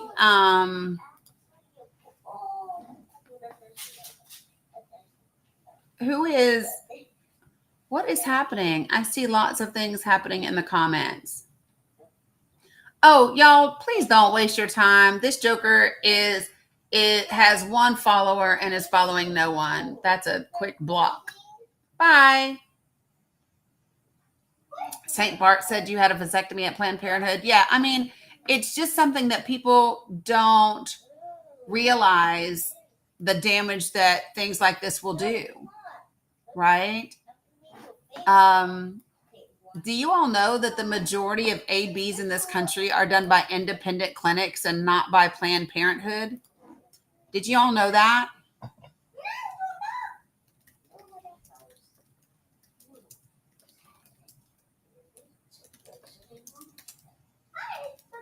Whoops. Yeah, like it's really a thing. Give me 1 second. Okay, so the Guttmacher Institute provided their full year US AB data for 2024 on April 15th of this year. And so just to give you an idea, let me just kind of give you the numbers. In 2024, there were 1,038,100 clinician-provided ABs in the United States, which was an increase of a little less than 1%. So even in the states, even with states having AB bans, it's still increased just less than 1%. Why would that be? Could it be that women don't want to be forced to give birth? Could it be that that women recognize that the United States of America is a country that maybe they don't want to raise children in? Yes, Audra. Yeah, it just depends. But yes. Yeah, 100%.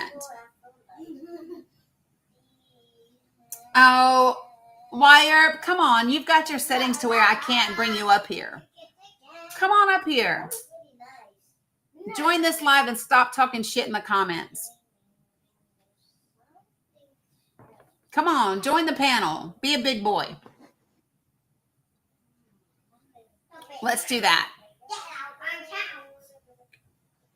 Yeah, Mommy CF. I've heard that several times that, like for you, Planned Parenthood found your cervical cancer. Other people have had it find breast cancer and different things like that. 100%. 100%. Yeah. Like I said, Wire, come join the panel. That's what you can do for me. Surely to goodness, you're not scared of little old me. Surely to goodness, you can get up here and have a damn conversation, right?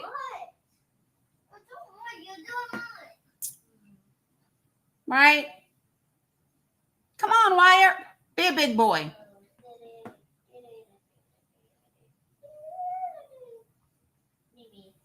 No, not surprised.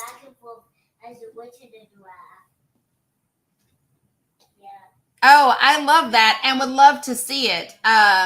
Anachronista, I would love it if you joined our Discord and shared that with me.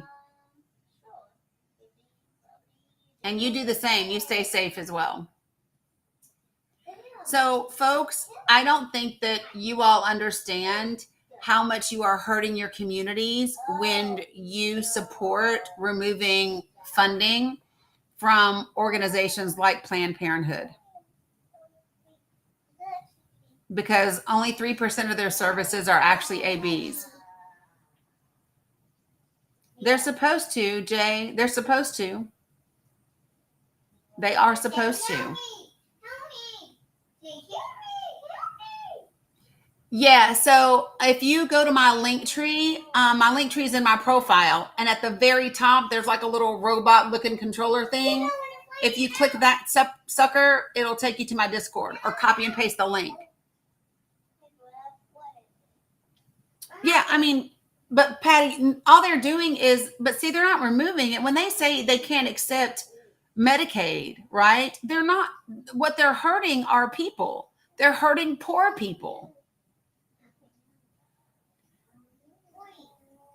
Medicaid is insurance. And what the Supreme Court ruled is that states can pass legislation that prevents Medicaid being given to Planned Parenthood. Right. It's a punishment for poor people.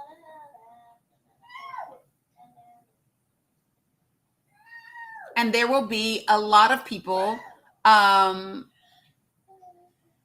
Oh, I can't. Is he really in here quoting Margaret Sanger? Boy, hush.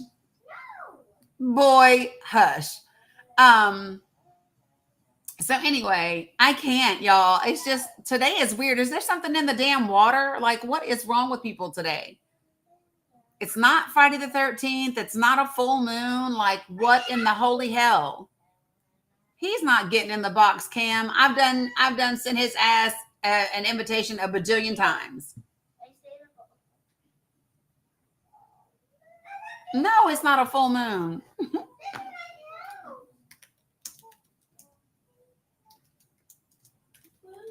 Yeah.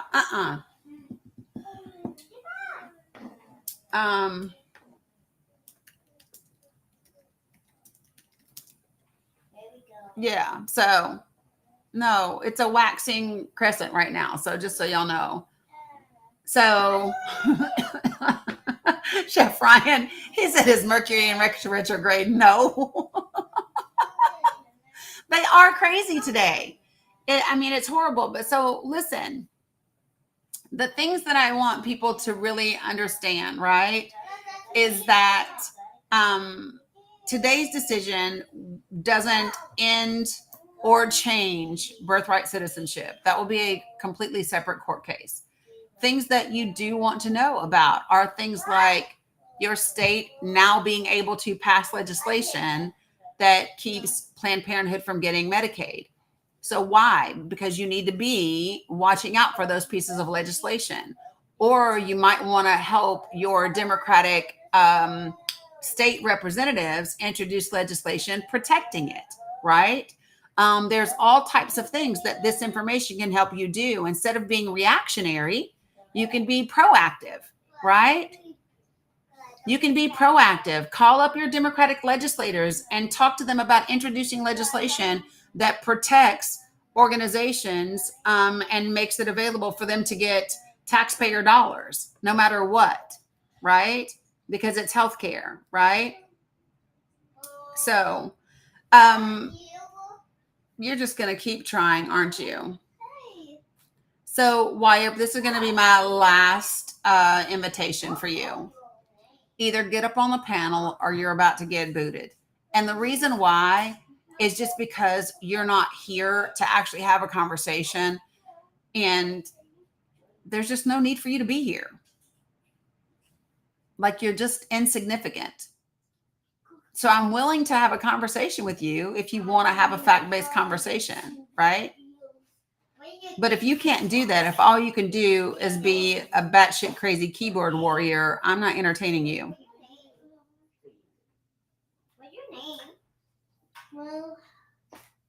Just saying. Not doing it.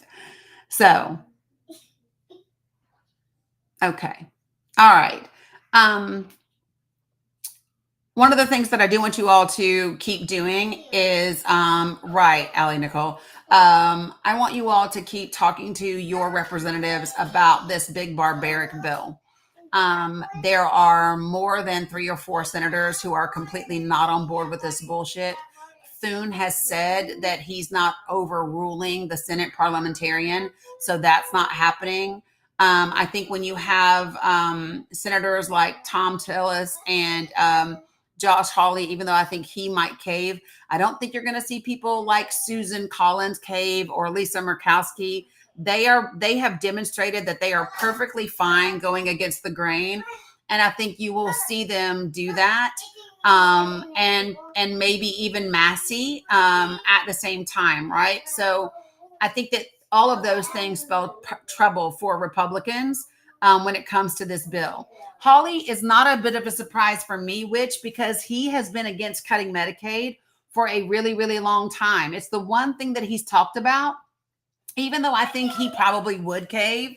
I mean, but it's the one thing that he's talked about quite often and has pretty much stayed on that same opinion, if you will, right? So I just think that people need to really understand what's at stake. I'm going to do my best to update the link tree over the weekend. I'm going to do my best to create some more social media graphics for you. If you have not been in my link tree and made use of the graphics that are there, please do that. Please make sure that you do that. There's a lot of information on about at least 40 of the 50 states that's in there. And it would be beneficial for you to be able to share that information with people.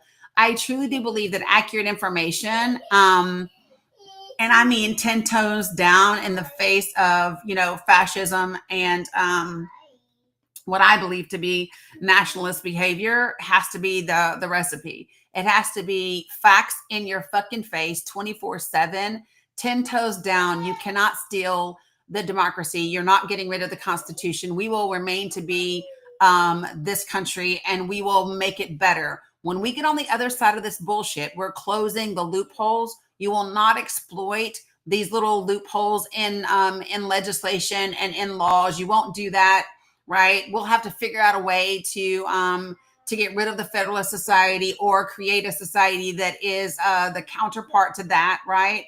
And all of those things. Jordan, bring your ass up here if you want to talk about it. Considering you have no followers and 3 following, I'm guessing you're probably not real. So I'll just go ahead and take out the trash. Boom, done, blocked. Right? Yes, Miss C, that is one of the things that they talked about. So I'm just telling you guys, those are the things that we have to do, right? So good afternoon, Hugo. What you got?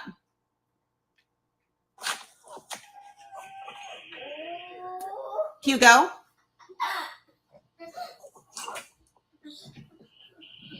Hello, Hugo. It was an accident. Didn't mean to. Gotcha. No worries. It happens sometimes. So I think that this is what, people have to, and you have to just be vocal about it. Stop getting scared at every little damn thing. Stop it. That doesn't benefit anybody. It doesn't help anybody. It doesn't help us stay on the right course. It doesn't do any of that. In case you don't know, you cannot fight a war fucking scared and screaming all the time. You have to be focused, right? You have to watch what your enemy is doing. You have to know what they're doing. You have to be able to kind of anticipate where they're going to go, right? You got to be informed. And while there might be concern because you understand the threat, right? You can't sit around whining about it. You can't. You can't jump around with 5 exclamation points. Oh, they're going to do it. Stop it. Stop it.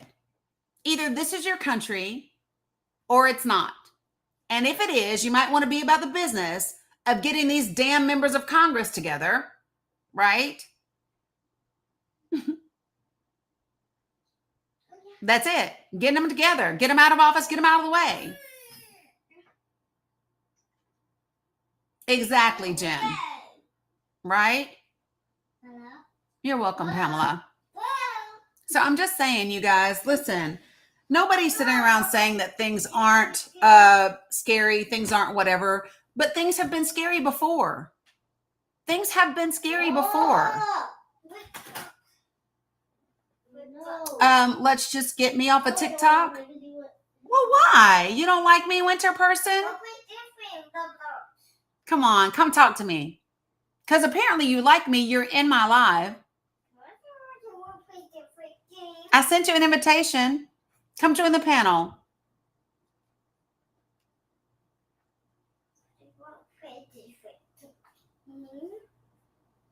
Winter person.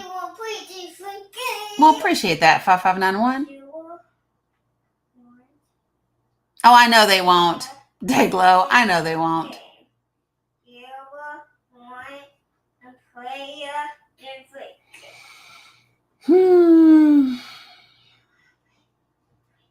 Yeah, see, look. This is what happens every time. Right.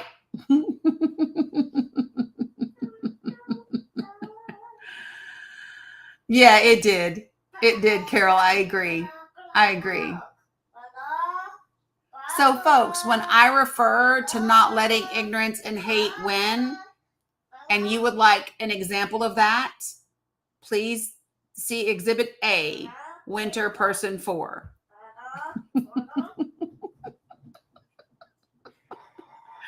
Like Exhibit A. Just saying. Holy jeez. Yeah, they are out of control today. So listen, Mila Ann. All right. So, right. I know they are cute. Here's the thing. She woke up too early today. Because she heard Bella up, and that's why she's acting crazy. This is the delirious, crazy Mila. So listen, I do appreciate everybody for tuning in, for listening, for doing all of the things. I want to share a few things before I go. I would love for you guys to get to 500K likes before we get out of here. That would be amazing. Donja, do you have anything better to do? Because you're here with me, love. You're here with me, and I appreciate it. I am so glad that you chose to be here with me, Donja. You could be anywhere else, but you chose to be here with me. I am so honored and humble. I see, girl. I'm freezing. You're freezing? I know. So I really appreciate you.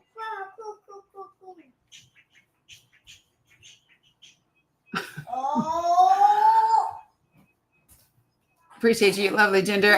User 8165, what you got for me? Yes, ma'am. I was just listening through everything, and I just kind of want to share my personal experience. Everybody is different. Mm-hmm. So when I was in college, I became pregnant with my son. Not a lot of resources in the area. Very small town. Then I called a nearby. It was probably about an hour away. I called Planned Parenthood and asked them if they had resources for pregnant women, if they could go ahead and give me an ultrasound. And they pretty much said, we do not perform ultrasounds here, even though it was listed on their website that they did. And I just know sometimes things could be misinformed. And I just, I do wish there were more resources for pregnant women. I do agree with Medicaid for pregnant women. Because I do think there's not enough resources provided for those women in those type of situations, like low-income families. Mm-hmm. So I do agree with that. Sorry, I'm not a good public speaker. That's okay. You're fine. But I do wish, because I had a friend who had an abortion. She had a late-term abortion. You got hold on. A couple of things. You have to say AB on TikTok because they'll get it. And, yeah, and there. I mean, when you say late term, there's. I mean, that's medically not a term, so I'm not sure what you mean by late term. She had this was way back when, probably about 3-4 years ago, somewhere around there. She had an abortion and still got to say AB. Yeah, AB. She later had found out that it damaged her uterus, and she was unable to have kids afterwards. So I do think but I'm confused about when you say late term, I don't know what that means. She was in her, I guess, that second trimester area. Right, but that's not a late term AB because so here's the thing. What's important? What, baby? Okay, give me 1 second. So, I mean, there's a lot of reasons that a uterus can be damaged, including just a regular pregnancy. So, I mean, but that's so. I don't know why people use the term. I think that it's just it's an overused term, late term AB, because there's no such thing. There's just getting an AB at whatever point that you are for whatever medically necessary reason, right? So, are you saying that you didn't want your friend to have one? No, I'm just, everyone's decisions are different. Do I agree with it? No, but everyone makes different decisions for themselves. And it's, their choice in life. And, but she had some regret with it. And she went to the OBGYN and got her checkup and everything. And they had told her that her uterus was damaged and that they how they ask you if you have abortions. And so she had stated that, and they said that it was likely due to her having the abortion. There's no way that they would even be able to know that information. There's no way. And if that was the case, then 100% she would have been able to sue the provider and be able to handle that. But there's not an OBGYN anywhere that's going to say, oh, this probably happened because you had an AB. Like, that's just not a thing that happens, right? Like, I literally have provided escorts into clinics where we've had people come in and say, we don't really know what we want to do. We just want to get an ultrasound. They've paid their money for their ultrasound and then left right out of the clinic. So it's not a case of that. And so I think if somebody had medical malpractice, I think that happens, unfortunately, with all different types of physicians in any particular industry. And I would hope that if something did happen with her, then she pursued that physician and had it taken care of. I do not believe that an OBGYN told her that it was probably because of a procedure, because they would have no way to know that, right? They would have no way to do that. And so I'm going to ask one more time for you to use AB and not the other word. Yeah, and I do want to say from my personal experience too, when I was in my first trimester, just finding out pregnant, I had called one about an hour away. It was in Florida, and they had advertised as giving ultrasounds, and they did not provide that at all. Yeah, I know you said that at the very beginning, but so you do know that when you call a clinic on that particular day, they may or may not have a sonographer that's working that day. So one of the challenges in the healthcare industry, no matter what they are, so for example, my urgent care down the street, it says that they do x-rays, but if they don't have an x-ray technician there on a day that I go, they won't be able to do that x-ray. So even though it's listed on their website as a service that they have, it might not be there at the time that I'm going, right? So I think it's important to understand that, it can say that it does something. And if that person's not there or if that equipment is down, then they might be able to say, hey, listen, we don't do that here. And maybe they used to do them and they don't anymore, but they haven't updated their website, right? So I think that we find that all the time. The other day, I mean, my grandson, they wanted nacho fries from Taco Bell. It was on the damn menu and I went to order it and it wasn't there. You know what I mean? So I just think that things change and websites aren't always updated. Yeah, and I understand where you're coming from, but I do think that there should be more free resources provided for women who, I feel like if they had more options, then, and those options were provided, that there may be less abortions. I just think that I think that you are intentionally not using the word AB. I'm sorry. No, because I'm not going to laugh again, and you're not going to say you're sorry because I've literally said it to you 5 times. Right? You would agree with me, right? So if I came to your house and I stood in front of your kid and I said, fuck, and you said, please don't say that in here because I don't want her to, and I said, oh, I'm sorry, fuck, right? If I did it 5 times, you'd be like, you don't really not want to say fuck. You're saying it intentionally, right? I understand. Yeah. So I feel like you're doing it intentionally. Okay, well, let's don't do it again. Okay, so I feel like if there's more resources provided for women. What types of resources? I think there should be resources as far as like, okay, if you want to have this healthcare provided, it could be more affordable. Like, I do agree with Medicaid. I do believe healthcare for women should be more affordable. Right, but I'm asking you, when you say more services available, what do you mean? Like what services? Like services as in like free services for women. So you want universal health care then, right? So then you support Medicare for all. So I agree with the fact that healthcare should be, so everyone people go through hard times. I do agree there should be something for that pregnancy aftercare provided, because there's not a lot of that provided, I do see. So I don't believe in universal health care, but I do believe maybe it should be provided for prenatal care and that 6 weeks aftercare. Well, I mean, but aftercare is much longer than 6 weeks.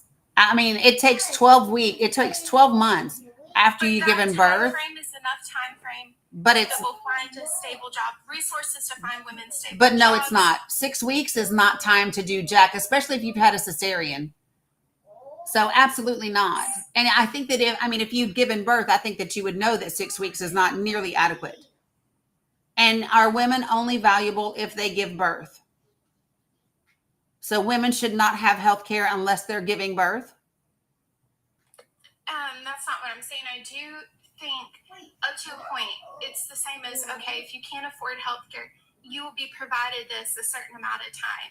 Because, I mean, having a year is enough time to find like a job, a state stability, resources to provide housing, like if women need that housing for a period of time. I do believe that should be in place. Do you? But up to a certain point. But do you know, and who determines what point? Do you know what the waiting list for housing is in some communities? And when we talk about finding a job, are we talking about who's paying for healthcare? Who's paying for childcare? I mean, that's just inevitable with living in society. Everything's going to have a cost. But if women are provided resources up to a certain point, that gives them time to have that. Because finding out through pregnancy, all the way up to that point, you have a year span to be able to have that time to have a plan. No, what you're assuming is that everyone's pregnancy is the same. And it's not. Everyone's pregnancy is the same. No, not a single pregnancy is the same. Right. And so what people can do and they can't do. So like in my daughter's third pregnancy, she had oh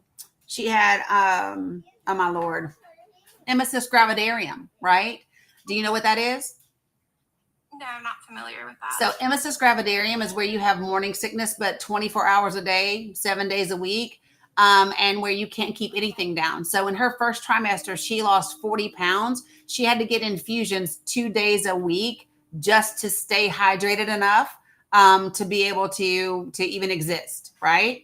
So this idea that that 12 months is enough time, not necessarily. And that is the problem with putting conditions upon people's health care based on whatever somebody's concept of the norm or the common is, right? And so, I just think that that's an issue.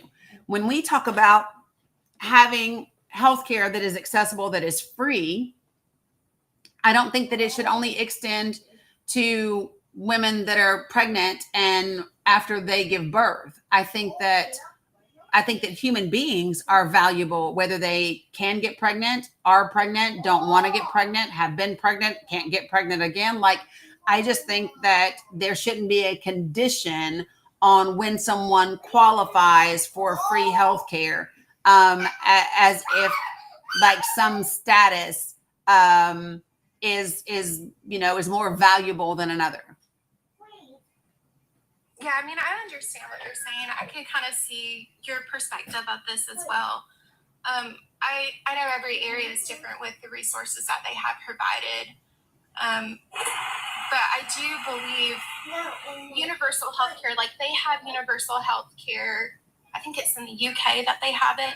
And it's hard. Like, I know people that live over there, that it's hard for them to even get a dentist appointment if they need it. So universal I healthcare have is a not friend that always lives in free. London. I have a friend, Ruth, that lives in London. She has absolutely no issue getting her appointments ever. My friend that lives in Canada, she has no issue getting hers either. And my friend that lives in Australia, perfectly fine. So what I will say is I've had extremely hard time getting appointments here in the United States, right? I mean, I mean, and I'm a veteran too, right? It's extremely hard for me to get my appointments as a veteran. Right. So I'm just saying, I don't think that, especially with the nursing shortage that we have, with the closure of rural hospitals across the country, with the, the loss of services that we have across this country, with the medical monopolization that we have, and the limiting of things, I think that it's becoming more and more difficult. I don't know if you've ever gone onto the internet to, like, for example, have friends that live in Charlotte, North Carolina. I used to live there a long time ago. If you go onto Atrium's website and you try to schedule an urgent care appointment, it's damn near impossible. If you don't get there before 8:30 in the morning on their website, you will not find one for that day. And then they'll say that they accept walk-ins, but when you walk in, they'll tell you that the wait is like 4 hours from now. So then you have to leave and go home and come back. And so I think this narrative that somehow universal health care means less services, longer wait times, I think in comparison to what we already experience in the United States, it's just simply not true. Yeah, I do believe that, especially big pharmaceutical companies, like, they overcharge things, right? And so I do believe if we have where people like doctors are competing, or pharmaceutical companies are competing, and everything's more private, there would be less of an issue, if that makes sense. But I mean, no, because the issue that we have right now is private pharmaceutical companies. That's the issue that we have right now. That's why Joe Biden was working to be able to negotiate prescription prices with those companies. So it's actually the opposite, right? So, like, here's the thing. The problem is that we have privatized health insurance and privatized healthcare in this company. And we have too much consolidation and too much monopoly. And that is the reason that our prices are going through the roof.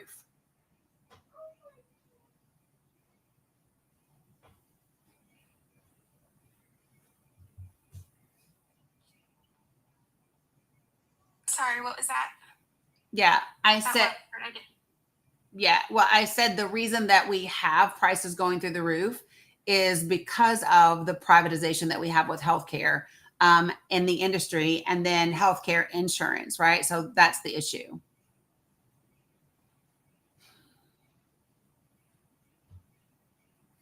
Yeah, and I mean, that's your opinion as well, but I mean, we all have It's actually not an opinion. It's actually fact. Like, it's not an opinion.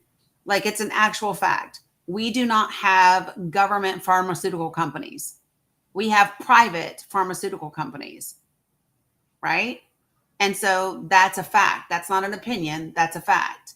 We have private healthcare companies in this country. We don't have government hospitals in this country. So that's a fact. That's not an opinion, right?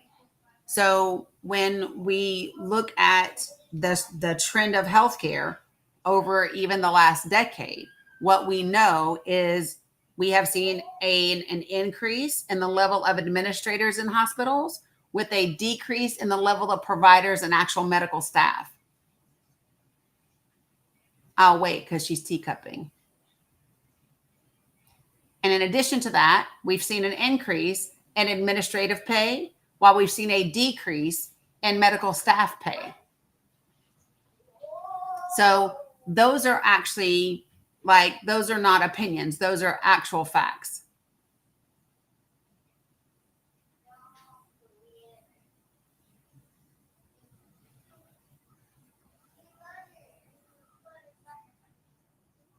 Yeah, I really do think your opinion on Planned Parenthood is a lot different than So mine. tell me what my opinion is, because I didn't discuss Planned Parenthood with you.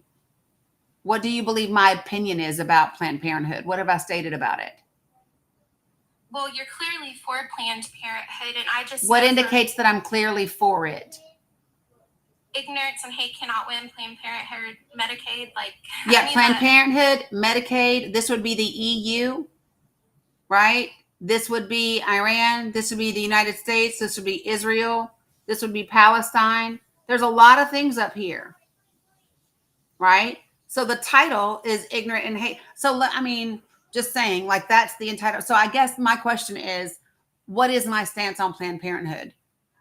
I mean, you're for it. You think it's that it's good for women to have that. Abortions are good for women to have. Really? Right. So apparently you're not listening. So let me just give you a few things. So do you know what percentage of Planned Parenthood services are actually ABs?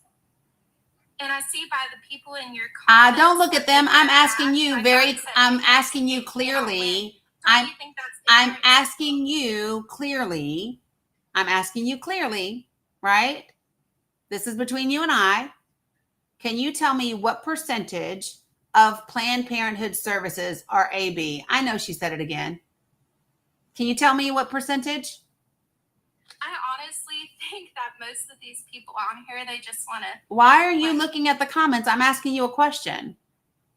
What percentage of Planned Parenthood services? What percentage? Yeah, see, crash out. Crash out. There it is. Crash out and run.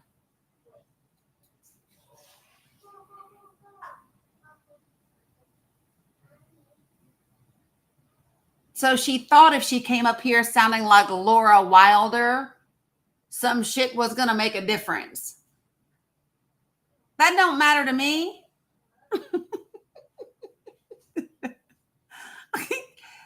Please get out of here with that madness.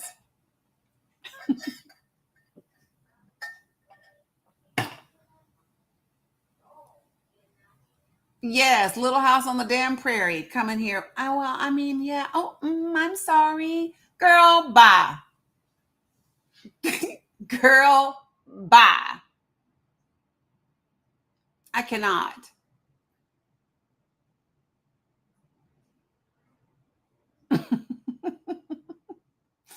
Y'all, I'm trying. I am so trying today. I don't know what's wrong with people today.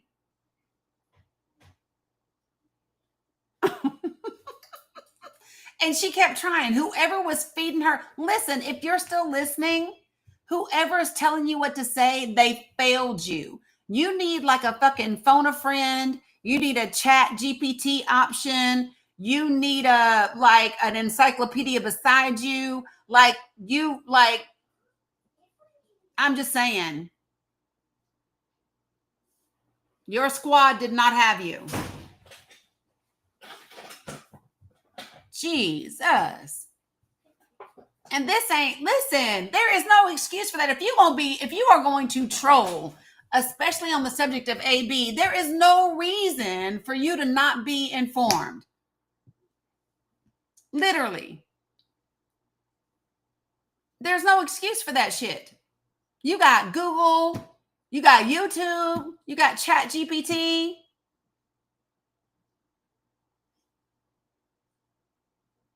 If you're going to troll, at least be better at it. And if somebody is paying her, you got gypped. Because I know better trolls than her. Yes, you want me to help you? Listen, ask me for the names of good trolls.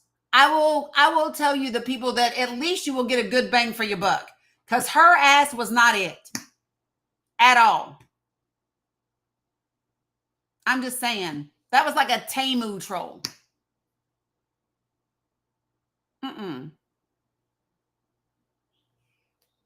Just sad. Yeah, we know the good trolls. She wasn't even a good one.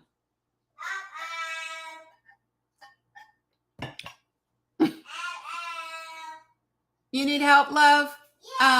Can I get one of my people? Let me let Phantom real quick. Phantom, can you real quick just let me help Mila? A Temu troll, yes. Did you connect, Phantom? Hello, everyone. Okay, thank you. I'm connected. My phone acting weird. I need to stop at AT&T and get me a new one. Welcome in, everybody. How y'all doing today? Hope everybody's doing great. Make sure you tap on the screen, sharing the live. Let's get Dani to 600 taps before she gets back. Tap, tap, tap, tap, tap. Make sure you are sending your daily heart me's and your popular votes.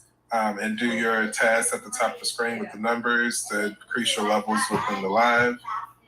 Hello. And make sure you are subscribing by tapping the star at the top or the bottom of the screen and do your subscriptions.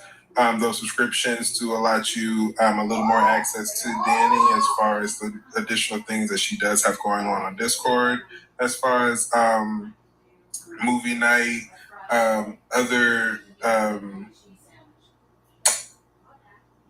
damn it, my brain just went blank. Things that she does have going on, conversations that we have on Discord and everything else. It's a wonderful place over there on Discord. Non-subscribers do have access to Discord too. You just don't have access to as much stuff. So if you want access to a lot of things that Dani has available, subscribing is one way to do it. Book club, thank you, Sandy. They helping you in the comments. The podcast is available for everybody. Yes. Subscribers and subscribers alike. It is accessible on the Discord as well, and the podcast channel. Is the Dani Cook Show. If you want to look for it on your own on any other podcast platform that you listen to your podcast on. I appreciate everybody in the comments. Yeah, they helping you out. I love it. Teamwork makes the dream work. Okay, so thank you, Phantom. Thank you. You're welcome. Yes, what, Mila? You want me? Okay, girl, I heard you. Give me 1 second. All right, so listen, folks, let me just say this, right? Did you hear me say just wait 1 moment, please? No. Her stomach is a bottomless pit. You liked it, Donna Ski? Love that. So the newest podcast episode, I interviewed, oh shit. He must have been in the box and then I forgot. What's his name, y'all? Malin. I saw him once in the box, but I don't know who I was on the phone. I don't know who was on the panel. He showed up, y'all, but I don't remember who I was talking to. And by the time I went back, he was gone. Well, we'll just do it again next time. Okay, so listen, I know. We'll do it again. Right, really struggling. Okay, so listen to me. Couple of things really, really quickly. Subscribers, be on the lookout because we are going to have our Sinners movie night. I'm going to schedule it sometime within the next 5 to 7 days. So subscribers, we will be getting together. We will be watching Sinners together and having a good time, right? We're going to do a non-political movie this time, okay? Next, we're going to do another workshop because the last one went really, really well and people are asking for me to do it again. So we will do that. There will be 2 workshops coming up in the next 3 weeks. One will be a continuation of our how to have influential conversations with the people in your lives who disagree with you, with a lot of role playing. Right. I need to do that too. And then the next one you couldn't do it. I'll do it for you, Sandy. I'll do it for you, Sandy. And then the next workshop after that will be immigration. Right. We will do another book club schedule, probably not for about 3 weeks. How do you schedule for which one, Jen? Which one? If you're talking about for the workshops, when I get them scheduled, they will be in the link tree. If you are a subscriber, I post in the subscriber Discord whenever we are having movie night, and I put the link to the meeting in the subscriber channel. Okay. Yeah, right, Amy. I should for sure. I'm trying to think if there's anything else. In the link tree, there is a ton of stuff in there. So please go take a look at it. Please get into the political materials and resources, because there's a lot of information, graphics, email templates for you, all of those things that are available. The Dani Cook Show is the podcast. It is on Spotify, Apple, Amazon Music, iHeart, Podbean, all of those. So wherever you listen to podcasts, you will be able to find the podcast. There will be another Audible as well. Yep. Thank you. Yep. And then I'm also on Substack as well as Blue Sky and all the things. There will be another podcast episode coming out on Sunday. So 2 a week is what's happening. So make sure that you are all caught up. Other than that, email your representatives, call your senators, let them know we're not about this big barbaric bill. We're not about the, I know, Sandy. So we're actually, Lisa is going to help me get it organized a little bit more with new information, because I too wish it had a search function.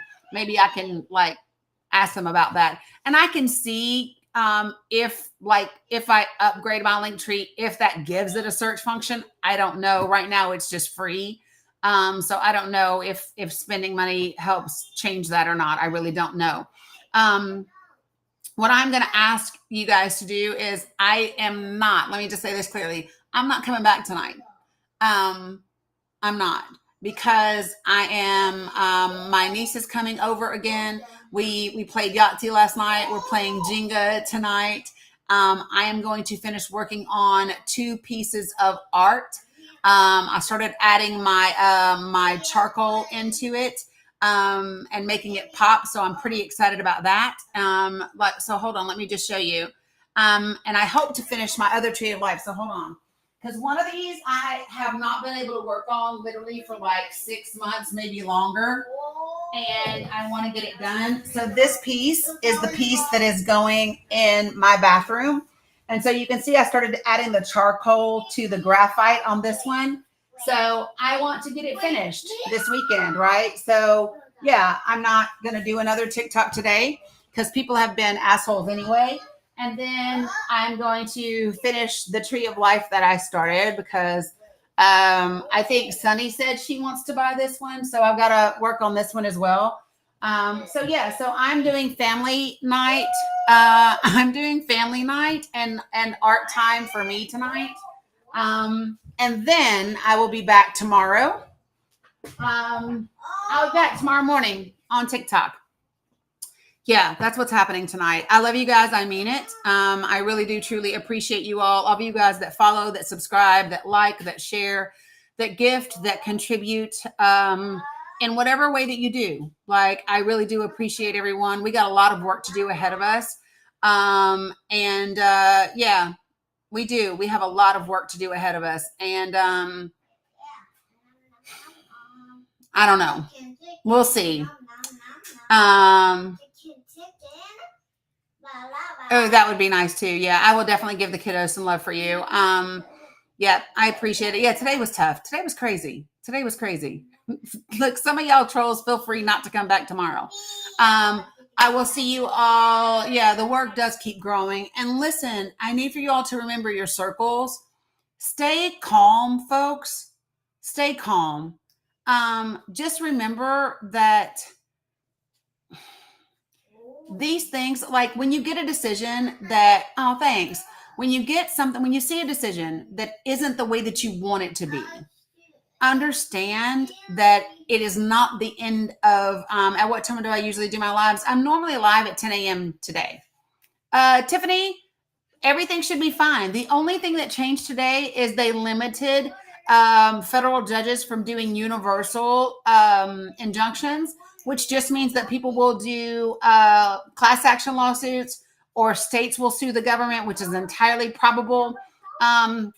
Or individuals will absolutely file additional suits. And there's a lot of organizations that are already out there and on the way to make those things happen. Folks, listen, we have been through a shit ton in this country. We are going to come out on the other side, and we are not going back to any of the bullshit. Nobody's going back. We're not the same country. We're not the same people. We're just not, right? So I just need for you all to remember that. We're not the same people. And the people that used to run these things, they don't run everything anymore. They don't run everything anymore. Okay? So take a deep breath, get your feet into the grass, into the earth, get yourself grounded, play some music, do some art, use your sage, do whatever it is that you need to do that keeps you right. 100%. So I appreciate you all greatly. Thank you all for the 600,000 likes, all of the 500 shares, all of the things over here on YouTube and Facebook and Substack. Yeah, all of that stuff. Appreciate you. I will see. So when you unmuted and unblocked at least two of the people that she was really confused because you weren't giving two fucks. I'm so confused. What?